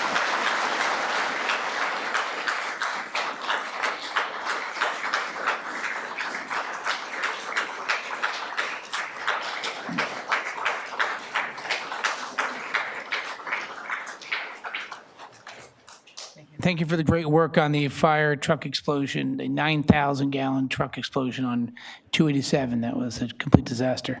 I'm just going to move over to here, please. Come on. If there's anybody else from police or fire or public safety that wants to speak, I do my best to get to you, so please raise your hand. Patty Savulich, Woodrow Wilson Drive. I represent this 2 rows of pickleball players, mostly seniors, but some a little bit younger. Great, welcome. Thank you. They're all a little bit nervous to come up and speak, but that's okay. I think hopefully that the decision that we brainstormed in the hallway with the Edison Jets and Dan, the recreation, the head of recreation, is agreeable to my group. I passed a note to them to tell them that we will be able to get into the Papiani Youth Center when the turf panels are up. And it seems like a significant amount of time that we're going to be able to have. But I'm telling my people, that we do have to give way when it's football season. So during football cheerleading season, and they must come inside, there's going to be a period of time after February that facility wouldn't be available. But we will have quite a few months to be able to play pickleball there if you guys agree and Dan agrees and the Jets agree and you agree. That's it. We appreciate you coming up. Well, I'm glad you were able to solve a problem by yourself. I mean, perhaps we should have more meetings like this where people get a chance to speak to one another. And we'll cut 2 hours out of the budget for the director since you saved them about 2 hours. So I do want to mention one thing on behalf of the Jets, because it affects us. They really need some cheerleading mats so that they can put them down on the on the turf, off of the turf, on the floor. We're aware of that, and that is in the budget. And that, good, because all of that is dependent on our cheerleaders. And just while you're at the microphone, not that you're welcome to sit down if you want to understand, but in addition to the 6 pickleball court, we have 13 outdoor pickleball courts today. And I think as your growing sport is growing, and I know there's going to be a lot of comments, so you may not like what I have to say, but we have had, youth sports have been growing at a different pace as pickleball. Pickleball is just as equally important, but at the same time, we have 13 outdoor pickleball courts today. 19 more are being built thanks to Commissioner Tamaro and the county. May not be what you want to be outside in August, but we are going to find a solution to this just challenge of the scheduling time of youth versus Well, some of us played today and yesterday in 90-degree weather. It was difficult. No, I have a question. I don't know how people play tennis. And everything's an outdoor sport, and it's challenging to accommodate everybody who wants to be inside. So I hope you can take it into consideration. You guys definitely have some great stuff going on. Thank you. Thank you. Did anybody else want to? Is there in the back right there, the gentleman with the crew cut? I'm sorry, sir. You have your hand up right now. Please come up. I'll get to. Oh. If you got anybody who wants to leave, we are not offended. You can leave your name and number. We'll keep in touch with you. Hello. Got some helpers. Alan will enter 53 Hickory. And I'm sorry, so first, welcome. Second, if you don't mind, if the girls can help you, keep that microphone close to you because what you say means a lot and people can't hear you from home. And gotcha. I get yelled at every time. Yeah, Alan will enter 53 Hickory Street. Welcome. I'm the email guy. So firstly, I want to thank you guys generally. I shot emails out to you guys today, and you responded to me right away. So I appreciate that. But I also want to give a shout out to the real people that could potentially be affected by this budget, which is all the players that came out today, the softball, baseball, football players. Thank you guys. We're really, truly a sports youth family. We're a sports family, and when we hear sometimes that our house could possibly be in jeopardy, we come together and we show support for one another. So thank you all for coming out today. I'm glad to hear there's no intent to cut funding to youth sports. We appreciate hearing that. But sometimes intentions and expectations and outcomes can be two different things. And ultimately, the final decision, as you mentioned, rests in your guys' hands. That's why we're here tonight, to show our support and let you know that we will fight tooth and nail for our kids and we hope you guys will too. Now, I'm glad you guys said that you haven't seen this budget, fully and truthfully, and that you're going to review it. And I hope that, the considerations, when you look at this budget, to continue to fund youth sports, which you guys have always done in the past, thank you for all that, you reflect on who's here today and understand that this is very important and deeply important for our community. With that, I'm glad you physically see us here tonight while reviewing this budget. As you look at every line item and every number, I hope you also think about the people sitting in this room, the kids, the families, the volunteers, and the community that depends on these programs. We're paying attention because this matters deeply to us. We hope that as you consider this budget, you remember that your sports truly brings to this town community, teamwork, discipline, and opportunities for our children. I had this whole speech written out, but based off what you guys said earlier and a couple conversations I had and heard your intent to continue to support youth sports in this community, I could pretty much throw like the first half of it out. So I'm just gonna go to the heartfelt portion so you guys can understand how important this is. And I hope that you do feel the same sentiments that we feel here today. I'm here tonight with my child, who's part of some of these programs and who experiences firsthand what these types of decisions can mean in real life. I'm also here as a coach who sees himself as a parent figure to every player I coach. When you spend years with these kids, you care about their growth, their confidence, and the environment that they're growing up in. Sports and recreation programs are not just activities. They give kids structure, discipline, confidence, and a sense of belonging. They keep children active, engaged, and focused, and for many families, they're a positive outlet that helps keep kids on the right path out of trouble. Some families rely on township recreation resources and programs to be able to participate in sports at all, and changes in funding directly affect their ability to do so. We're also a volunteer-run program at Midtown. That's who I'm part of. I think I might have said that. Sorry if I sound nervous, guys. I'm not a public speaker by any stretch of the imagination. This is not a private entity. This is town property that volunteers work hard to maintain for the benefit of the community. We do not just coach. We mow the fields, we rake the leaves, we repair plumbing issues, maintain the sprinkler systems, and handle regular upkeep, all as volunteers. This is to keep costs down for enrollment, and so the money we receive can go directly towards helping operate the league and giving people opportunities to grow, compete, and play. Last year, our program was told to expect approximately $20,000 in support. When you look at that across the total municipal budget, that represents only a fraction of a percent, roughly around 0.04%. So it raises a simple question. When the numbers are that small in the context of the overall budget, why is there even uncertainty around sustaining it? Which it sounds like there won't be, which I'm very glad and happy to hear, and thank you if this actually comes to fruition. We're not asking for additional funding. All we're asking for is continued support so we can stay afloat and continue providing opportunities for children and families who rely on these programs.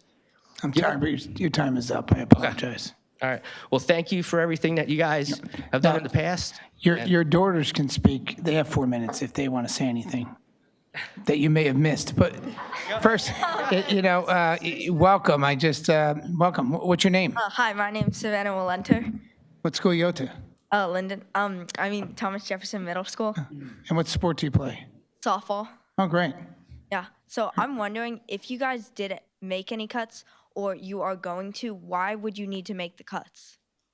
Well, we're not going to make cuts to my knowledge. I don't think there's a member of this council that's going to cut youth sports.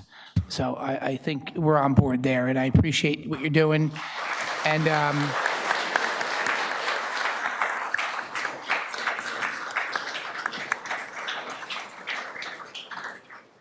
but in any budget, we have to discuss every department. So, we shake the tree everywhere, and we know what matters most. So, but it has to be looked at. That's our job. But I would believe that you're not going to have a problem. Okay. So, but if you want to continue talking, you do have 3 minutes. Like my father said, we are your future. So don't forget with any sports or anything, always consider us and the future. So, yeah. I'm hoping you find me a job, so I'm making sure. Thank you.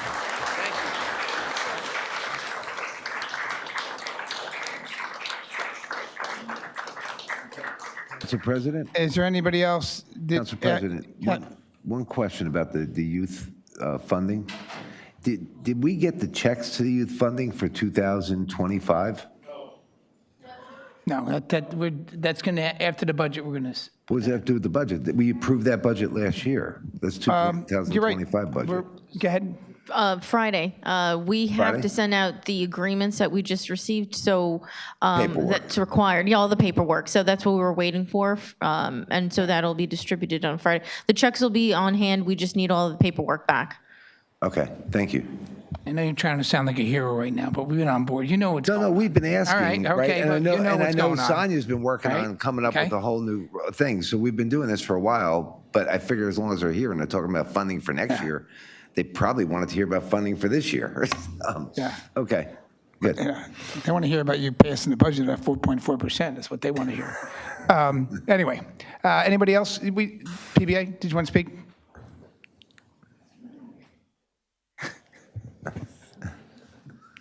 Thank you, Council President, members Yes, of the welcome, council. please. And if you could, the mic is, for anybody next to you, got to jack it up as high as you can, please, and speak as loud as you can. What you say does mean a lot, and it affects a lot. So please.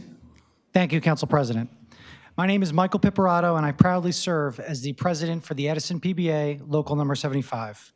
I grew up here in Edison. My family still resides here, and this community will always mean a great deal to me and a place that I call home. Edison continues to be one of the most desirable communities in New Jersey because people feel safe and secure. They know that when they call 911, help will arrive quickly when they need it most. That confidence is built through years of commitment and investment in public safety. Having heard the mayor's proposed increase to the budget, I want to speak briefly in support of it. I believe the proposal is fiscally responsible and in the best interests of the township and its residents. Furthermore, it is my understanding that although it is an increase, it is below the average increase seen across the state for other municipalities. Like every municipality, Edison is facing rising operating costs, many of which are outside the township's control. Despite those challenges, the police department has continued to operate effectively, maintaining the level of service residents here have come to expect and deserve. The budget introduced tonight fully funds public safety here in Edison. Any further cuts would be detrimental to the level of service and protection residents currently receive. Tonight, on behalf of the dedicated public servants here this evening, I respectfully ask for continued support of the people and resources that help keep Edison safe, strong, and thriving. Thank you.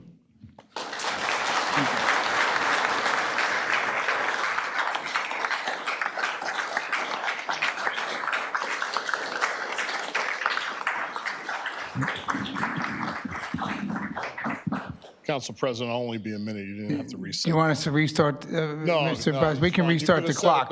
Since you're a senior member, you're not in the PBA, but you're an older member now, so that you're not. I'm an older member, yes. Yes, but again, we'll call it what you want, but thank you, welcome. You're interrupting my time. Yes. Dan Boslett, 5B Center Street. I've been here my entire life. I was born in JFK Hospital. I haven't left. I am Sergeant of the Police Department here. I'm also the SOA president, and I'm president emeritus of the Edison Jets, which I'm very proud of. The budget that has been proposed. And it's a point of order, just the microphone, please bring it closer. What you say means a lot. The budget that has been proposed, as it's been explained to me and my colleagues, lets everyone live. Nobody gets hurt. The employees here live, the township residents live, and they live comfortably. The amount of this increase, because of the past increases, have been so low. I think we averaged around 2% the last 4 years. I live in town, I pay taxes in town. I notice my taxes have not gone up that much. To see a budget that's been proposed at less than the state average and everything still survives, I'm in for that. I think everybody else would be in for that. Trying to save every penny and hurt people's careers, hurt people's jobs, and reduce the amount of public safety that we have, emergency services, and youth sports, which is a passion of mine, is very important to me. I spent a lot of my adult life volunteering, and I still do, for kids' benefits. My kids have not been in Jets for 5 years yet. I'm still involved. I want to see all these kids succeed. It takes your support for them to succeed. We do not survive without the money that we get. And we barely survive with the money that we get, but we're happy to get what we get. Please consider that it's very important for those programs to get it. It's very important to keep our public safety at the levels we're at.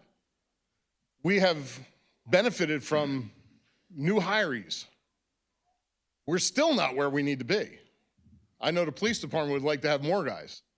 You start laying people off, we're going to be behind the 8 ball even more. We want more hirees. We don't want layoffs. So consider this with the amount that we're talking about. It's not a lot of money. From what I understand, it's average homeowner here is between $11 and $13 a month. I think most people in this room probably spend more at Starbucks every month than that.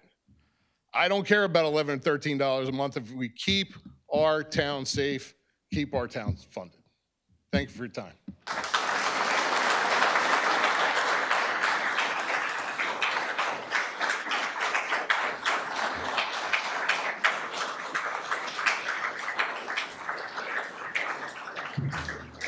Council President? Yes, sir. Yeah, I just go back to where we started at the beginning was, where did this rumor start? I mean, Boz, he just said that after going through stuff and hearing all of this, and he heard this. I'm wondering where did Boz hear that rumor from? Sure. Well, I recommend when you're done, we can circle the crowd and have a conversation. He had 45 seconds left. Okay. Okay, I'm well, sorry. I mean, if you don't mind, as a courtesy, I don't want to question a discussion. I think, as most of you know, as I mentioned at the beginning of this meeting, we had discussions about every single department, and that's something we're responsible to do. You can look at any questions we may have had through public information by emails. Asaf had a bunch of questions that were great questions. Ajay did, Rich did.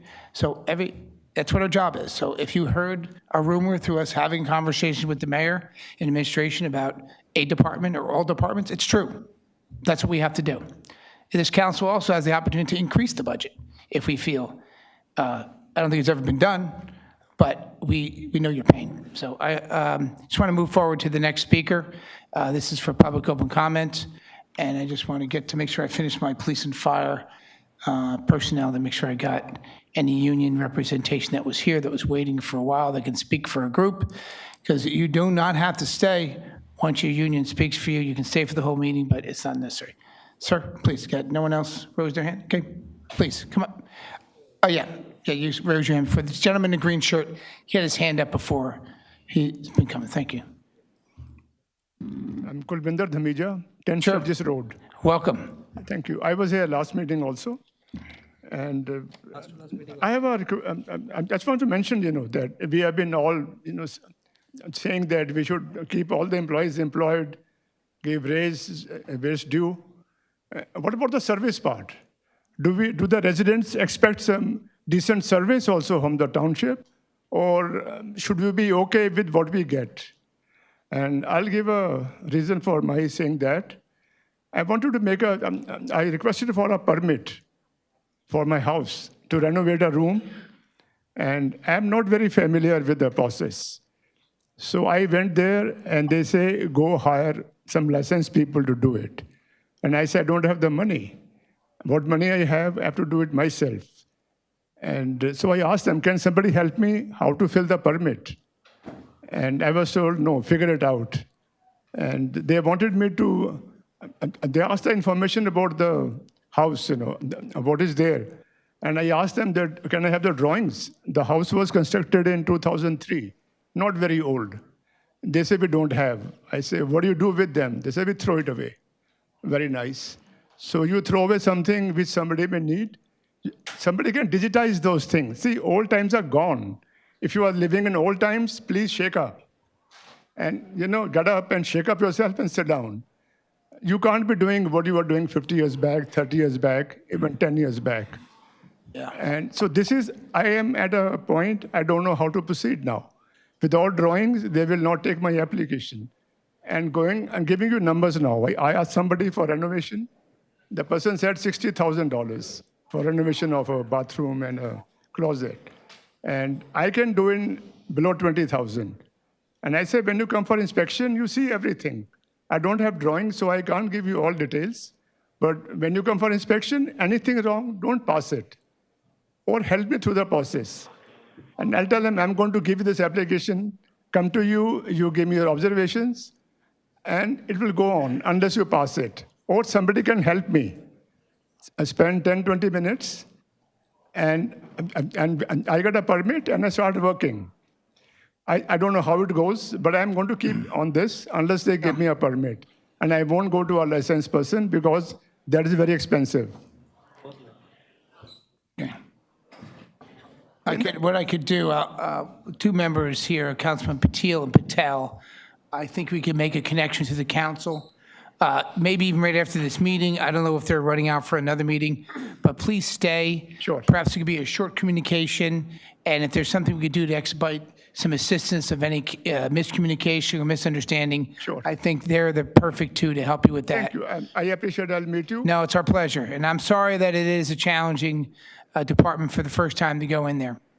And also, I told them I'm prepared to pay. If there's a process, where I can get paid time for half an hour, 20 minutes, No. I'm prepared to pay for the No, money. you don't have for to that. pay them anything, but you can come Sure, and I'll give them bottle of you can beer, come. of course. You can come in and support the council raise next year if you'd like. Absolutely, absolutely. Okay, great. I have some time, so I'll quickly go over. No, it's great. Go ahead. You still have 35 seconds left, sir. Yeah. So from the previous meeting, there were 2 line items which I went home and did. Yeah. One was there was a request for asking for a printer. It's line item 242 from last time. They're asking for a printer for recreation department and $25,000. I thought it's going to be something big, some machine for printing. And I went to the office. I asked them. They're asking for a Ricoh copier. They gave me the number. I put in my phone. The price was $5,000. And they're asking $25,000. I says, for what? They say for training and paper. I said, training on a printer, on a copier, and the cost goes 5 times. Why should they even buy a printer of $25,000? Your time is up. We can discuss that further. Our stuff is by contract, but if you think there's a cheaper number out there, we're open to discuss that. But there could be some confusion, the number you see on the paper and the contractual obligation of the service agreement we have with that printer. We do the same thing every year, but we can definitely respond to you by email on that subject separately. Thank you for coming. Any other members of the public? Council Ms. President. Tar, you speak.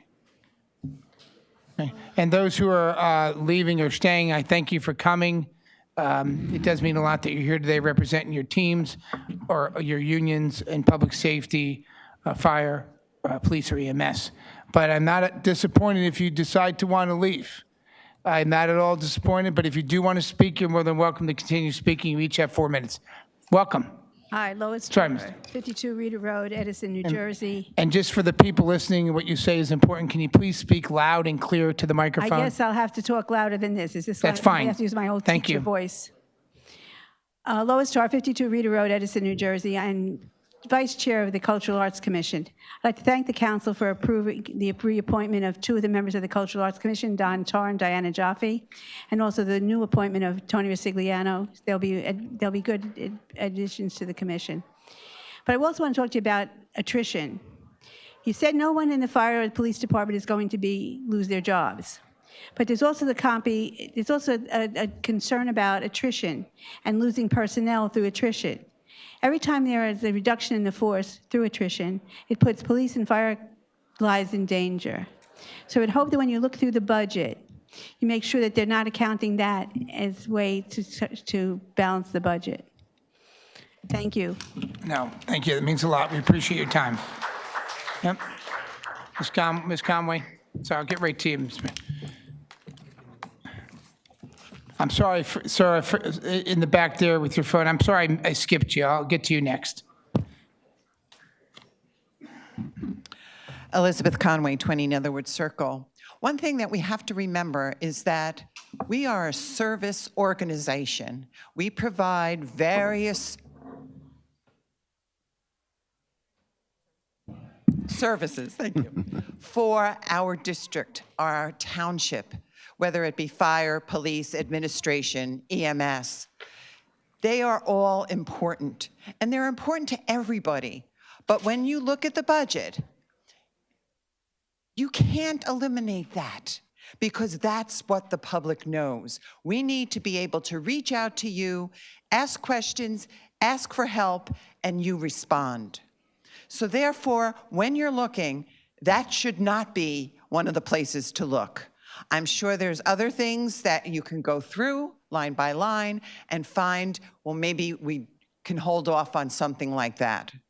Everybody's worried about money coming in, and as a retired person, I don't get a 4% increase, so that's okay. It's worth it to have the protection to know that I can pick up the phone and get answers from either our police department, our fire department, or any of the above.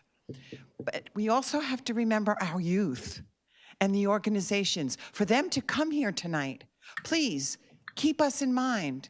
We're, as the young lady said, they are our future. We need to give them proper positive things to do. And if we're lacking, shame on us. So please, when you're taking the time and moving forward with this budget, just keep those things in mind. We do our services and we provide for our youth. And the only other thing I'd like to ask, I had a question about Nixle. The other day, our development couldn't even get out onto Inman Avenue. It was at like 7 o'clock in the morning. And it was, the line going toward Grove was all the way back to Featherbed Lane. And it was scary because we didn't know what was going on. And we did not get a Nixle. And we normally get 2. The original Nixle, and then now there's a second. I don't know whether we call that Nixle or that comes by a different name, but they're 2 separate numbers. So I was able to call the town, and someone did get back to me and let me know it was the gates at the train tracks that got stuck down, and it was down for quite a while. And my section of town was really awful. My husband normally takes my grandsons to school, which is right over the border in South Plainfield, and it took him over an hour to get there that morning because of it. He luckily followed a school bus, and they kind of knew the ins and outs of how to get around. But it was kind of scary. So I don't know what Nixle is, but it does provide a service of let's not go down that block today because they're doing something. And when something like this happened, it was truly scary the other day. So if you could explain who is actually Nixle or Nixle's partner, so this way we can keep track of what's going on, and hopefully they can do something about those guardrails going up and down. It does happen every once in a while.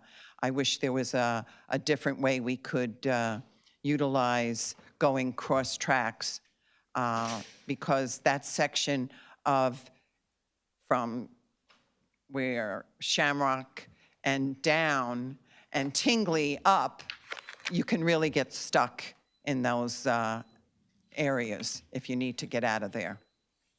Thank you. Thank you. Sonia, remind me, Nixle was phased out and everybody should have been ported over to the new app, right, automatically? I mean, I got the alerts that she's talking about, so. So you're talking about Everbridge? Yes, Everbridge Yeah. is the new Right, system. but she seems to say that she didn't, I remember getting those alerts in the morning that she's talking about on Inman. But she said she didn't get them. For Everbridge or Nixle? Neither. They need to go on and sign on to Everbridge, but if she signed on to Nixle, it should have transposed over to Everbridge. Did you get any recently? Maybe it was a glitch? Yeah. Okay. All right. Anyone else? Come on up, Joel. Thank you, Joel Bassoff, Beach Lane, Edison. You're recognized. I'd like to get a commitment from the council and from the administration going forward for transparency and for adherence to statutory deadlines. We just saw tonight the consequences of what happens when deadlines are missed and when there's a lack of transparency. When a budget deadline is missed and the public doesn't have access to the budget, next thing you know, that all sorts of rumors and innuendo go around, and we had a room full of people that were needlessly put in fear of their jobs, dedicated public servants that had to worry if their positions were being cut.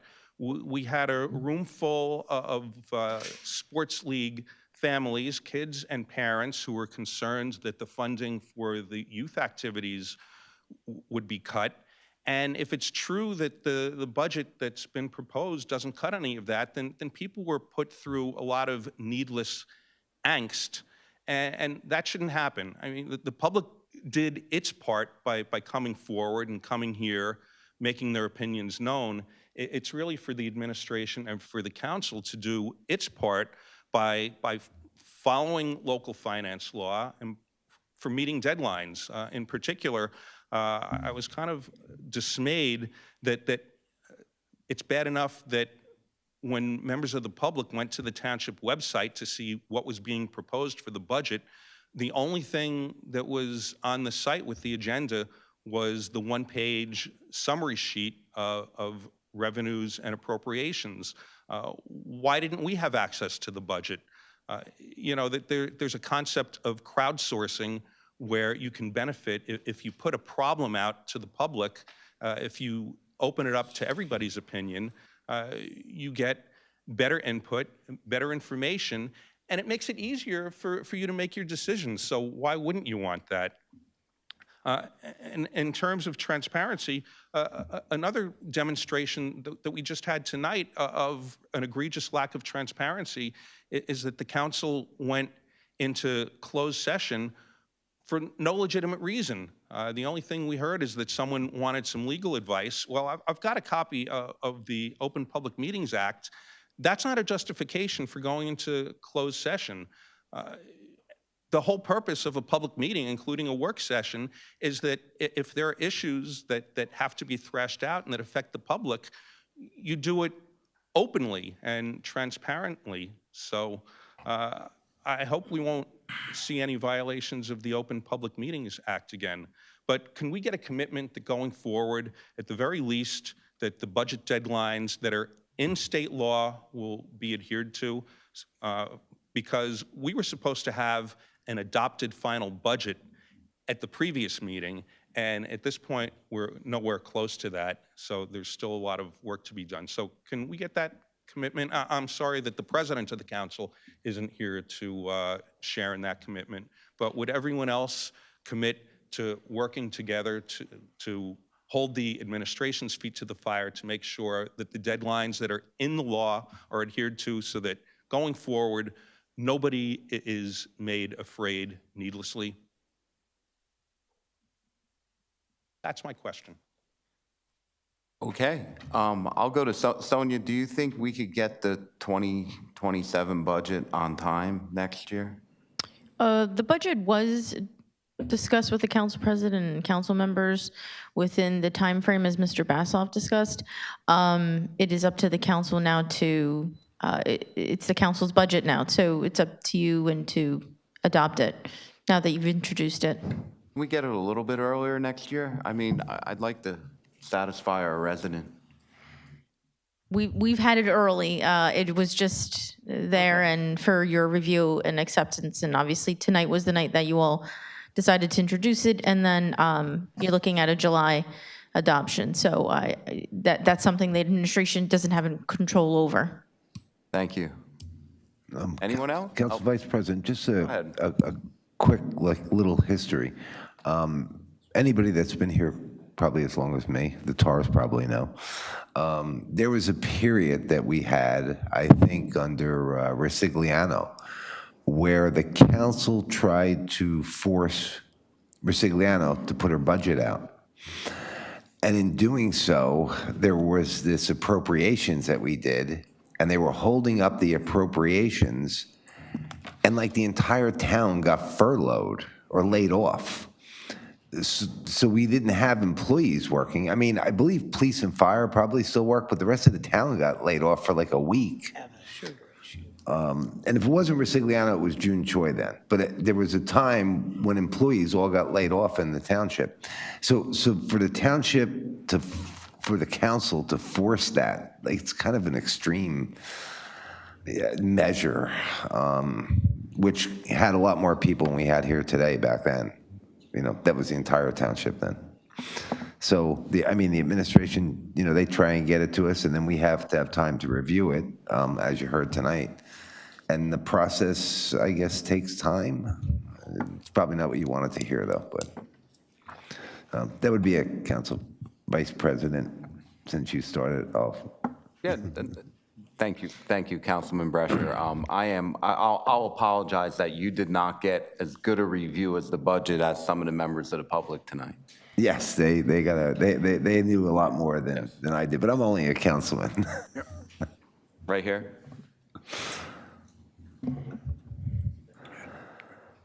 Hey. All right. Can you hear me? Yes. Yes, you're recognized. Thank you. I'm begging the council president that I don't use my name right now because I want to discuss something about domestic violence. Sure, no problem. Working- You don't have, You know you who I don't am. have to, no one has to. I have worked in the past several years with domestic violence. And as a result, I've worked with a lot of the police officers in this town. I have to tell you, 100% of the time, these officers have been magnificent, working with the underbelly of our society. And there is more domestic violence in this town, and I'm sure in others, but in this town than you would care to know. The stories are unbelievable, and these officers go to these homes, and they'll tell you it's probably one of the most dangerous assignments that they have. And if they don't go in pairs, it makes it that much more dangerous for the victim and for the police officer. So, you know, if we lose any police and they have to go in by themselves, it makes it that much more violent or that much more dangerous. So I urge you, and we not only need to keep our officers, even those through attrition we need to keep, but we need to add. So I just want to commend them. You know, they're not here, but I tell them all the time. They're just wonderful.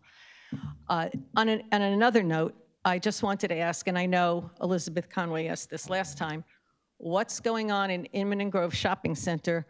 What is that store going to be? Does anybody know? Crickets. Wait a minute. To the administration, have you heard anything yet? You know? We've not. We'd actually just circulated a similar question as to what, you know, what's pending. At this time, we don't have an answer. I believe there was an exchange of ownership, potentially, in the past, someone mentioned, but I don't have a current tenant, and that's what you're looking for. Yeah, is there going to be a time that we know? I mean, it's just an anchor store, and it's important, so I just thought maybe somebody had a clue. I think, you know, what you'll find is a lot of malls who wait, they hold and wait, is they're waiting for a Class A tenant to move in there, because that changes the value of their property. If Trader Joe's moves in, it's a game changer for them. So I would think they're aggressively looking. I mean, I don't think they're looking to just settle for a smaller tenant grocery store. A name brand helps a lot of things, plus it just gives value to selling the mall with a Class A tenant. So I'm thinking that's their plan. Maybe they're not, maybe they're losing on all fronts, but I don't have a contact with them. I'm sorry, but it's a great question. Yeah, thank you. When we hire an economic development person, maybe that we can also do that too. Thank you. Anybody else that wanted to speak that hadn't had a chance to speak before? Sure. I'm sorry, sir, that you didn't get called on. I went outside. I apologize. Not a problem. Thank you. And if you could, your name and address and pull the mic as close as you can to yourself so we can hear you. Sergil Mincer, okay, better? Yep. Decent, all right. Address, Waldman Avenue, Edison, New Jersey. Just wanted to quickly highlight a few things. So we actually, myself and members of my community actually just found out that the budget was actually going to be presented today. That would affect our emergency services, our police department, our fire department. And so just as something that may have happened outside of Edison, but still, I think important regardless. A few days ago, or not even a few days ago, probably like 2 days ago, there was a shooting that happened in San Diego, in the like an Islamic center in San Diego. And the very first people that came on site was actually the police department that allowed that community to feel would feel safe. Then the second department were the emergency services, and the third was the fire department. Just as a member of Edison, anything they need to kind of ensure that they can operate on the same level that they have, we're just for. That's all I want to say. Hey, thank you, and very important. Thank you. Any of the members of the public that did not get a chance to speak would like to speak? Sir, your time is up, and I apologize. Any of the members that did not speak that would like to speak?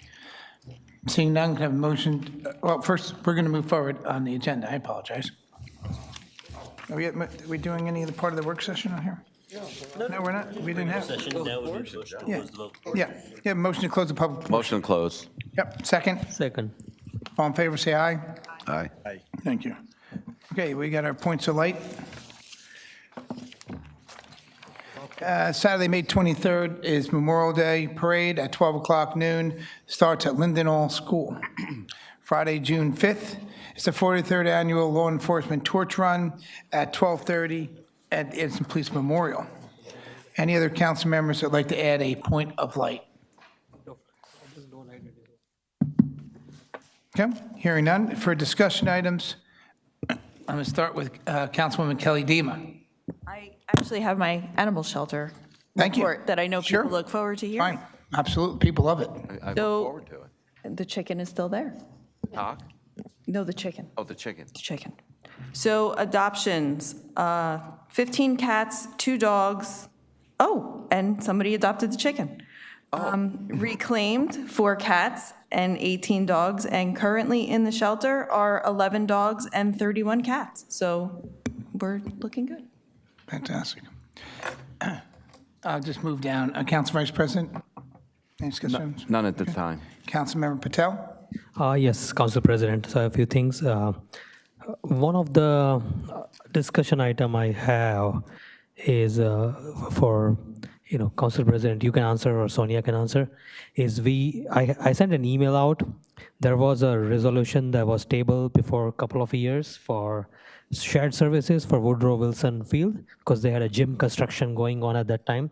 So I think Sonia forwarded to you. When can we bring that back in the council agenda? Repeat the question one more time, I'm sorry. So it was a resolution for shared services for Woodrow Wilson Turf Field. So I think Councilman Patil, you also remember that it was tabled because. I think I'd go to the BA. Did you have it? Are you aware of this? Are you aware of this shared service agreement? I believe there was one pending. Right. It's up to the council if they want to put it on the agenda. Okay, I apologize. I did not speak to Councilmember Patil about it, but please send it to me. Okay, I'll resend to you again. Yeah, no problem. Okay, and other thing is, with the taxes and all these things going on, one of the things, whether it's a board of ed tax, like Councilman Brescher also mentioned last time to a resident, whether it's a board of ed tax or a township tax, end of the day, we are all Edison taxpayers. So anything that goes up, and it affects any taxpayer. Any reduction in any area, any saving is a saving for a taxpayer. So that being said, this thing, Talmadge Road property that Board of Ed is trying to purchase. So if there is a way, township or council can, pass a resolution for having a shared services for a very long-term debt on that, for them to borrow. Township don't pay for it, the Board of Ed can pay for it, but doing a long-term debt service that may free up the cash flow and reduce some interest rate that they may be paying. So something to look on. I will follow up with an email. So it's too early to decide right now, but I follow up with an email. So something to look on that area. Whatever that together, if it saves Edison taxpayers money. And yeah, I think that's it. I have. Thank you. Thank you. Councilmember Patil? So we are on the discussion items? Yes, sir. Okay. Thank you, Council President. The first one is bamboo ordinance. I received several complaints. There are litigations as well. I just received one more email. So request to this council, and all of you can chime in, whoever wants to. Councilmember, I just want to interrupt. I have heard, at the same time, I think we're receiving the same emails. I already requested Mr. Renone to put that on the agenda, to have it pulled, to have that ordinance pulled. I did want to discuss it with members of the council, but I did get the same email. I did act on it, so maybe it will be seen at the next meeting. Okay, so we are planning to undo the ordinance that was passed. We can pull it and put it and leave it as original condition, or we can amend it. But okay, perfect. Pulling it gives us time. We'll play with it later. Right now, it's understood. Okay, perfect. That does give some Sorry, relief. I didn't mean to interrupt you there. Right, but in between, if somebody has a summons or notices, we need to make sure that the message goes out and it stays. It doesn't continue the litigation or Yes. anything. Right. Next one is survey ordinance. I'm really keen to understand. I saw if someone wants to build a deck or a very small pathway or walkway, I think our current application says that within 10 years, the survey has to be latest greatest when they apply. And in fact, I did visit one of the residents. He purchased the property, I think 15 years ago. There was no improvement that was done, but he's forced to spend $1,000. So if there is a way for us to check one or the other way, you can use the Google Earth or physical visit. That will help to relieve the need of the survey. Again, this is a question to Sonia, and I will send a detailed email on this because this is something I don't think we have any ordinance per se, but we did put that in the application, and that is causing a problem for the resident. Road paving Baltic Avenue. In fact, I brought this several times. And again, I'm talking about a very small patch that's right from Grove to Oak Tree that has been left out for the last 4 or 5 years. It's probably 100, 200 feet. But if you go today, you will see that there are dozens of potholes. When reporting 1 or 2 potholes, I get it, but reporting the entire street is a problem. If there is a way for you to pave in this schedule, it will be helpful. Oak Tree Crossing. Again, this is something we were talking about, the pedestrian crossing, this council approved, and thank you, I said that this is a good investment. However, Oak Tree Road is the county road. And is there a way that the administration can send some sort of a communication to our commissioners to look at the crossings on Oak Tree Road, especially if you look at the YMCA? The 2 or 3 Elmire Road intersection on Oak Tree Road, Ventnor Drive on Oak Tree Road. These are the crossings before the street signal comes in. And even though speed limit is 35, people are driving literally at 45 to 50 miles an hour. And there are bus stops around that. And the kids are walking to YMCA, and that's kind of a dangerous spot there. So if somebody can look at that.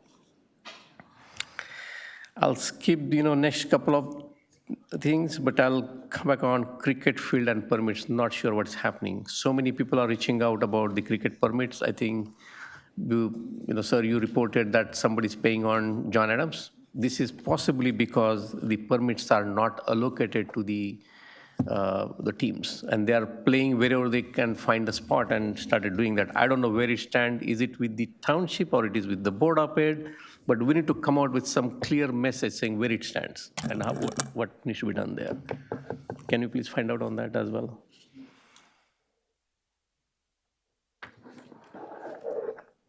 And the last one is engineering inspection of road works. Again, this is Brian. I will send an email with some pictures. The roads, they were paved, I believe, 2 or 3 years ago. cracks now, several places. And again, this is something residents reported, and probably we might have to go back and revisit, and if we have a way to get those fixed, or if we have any warranty guarantee from the contractor, that needs to be looked in. That's it. Thank you, Council President. Thank you. Councilmember Shmuel? None at this time, thank you. Okay, thank you. And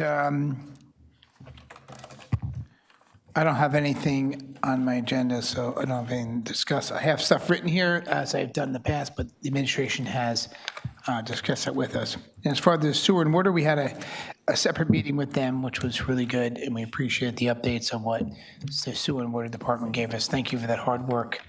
I did miss council committees. I do apologize. I'm just going to, I'm sorry. From my right, first discussion items, Councilmember Brescher. I purposely had to go last just because you always go first, and I know it's a lot of pressure for you sometimes. I would hope you show me the same respect and allow me to vote last at some time. Sometime. Well, in all these years, it's sometime. tradition. It's tradition that you One question. I let you comment last all the time. So go ahead. I'm sorry. And it seems like it's kind of resolved, but maybe Sonia could look into the pickleball people that were here, and they were talking about the Jets field and all of that. They make. So my understanding was we were having like tennis and all this stuff in there, right? I didn't realize that then we had this removable turf top thing on it, which then goes to ask is, why do we need to pull it up? Can't we pull plugs out of the turf field, right? Like a plug for the pipes for the tennis court, so that you pull the plugs out, right? You put the pipes in. They play tennis on the turf field. The cheerleaders, you put the mats on the turf field. So the turf field is the actual, your actual flooring, let's say, and everything can be done on it. And then you don't have to remove it. You're talking about just taking some plugs. And the manufacturer will probably have a detail. I mean, it's not going to be free, right? But I don't think it's going to cost us another $1 million. If you could maybe have somebody look into that, might help. Sure. Thank you. That was it. Okay. Did I miss anybody? Okay. Look at this. Oh, my God. Can I ask for a motion to adjourn, Councilman Brescher? No. Yes. Motion to adjourn. Have a second? Second. All in favor, say aye. Aye. This meeting is end at 8:32. Thank you. I have.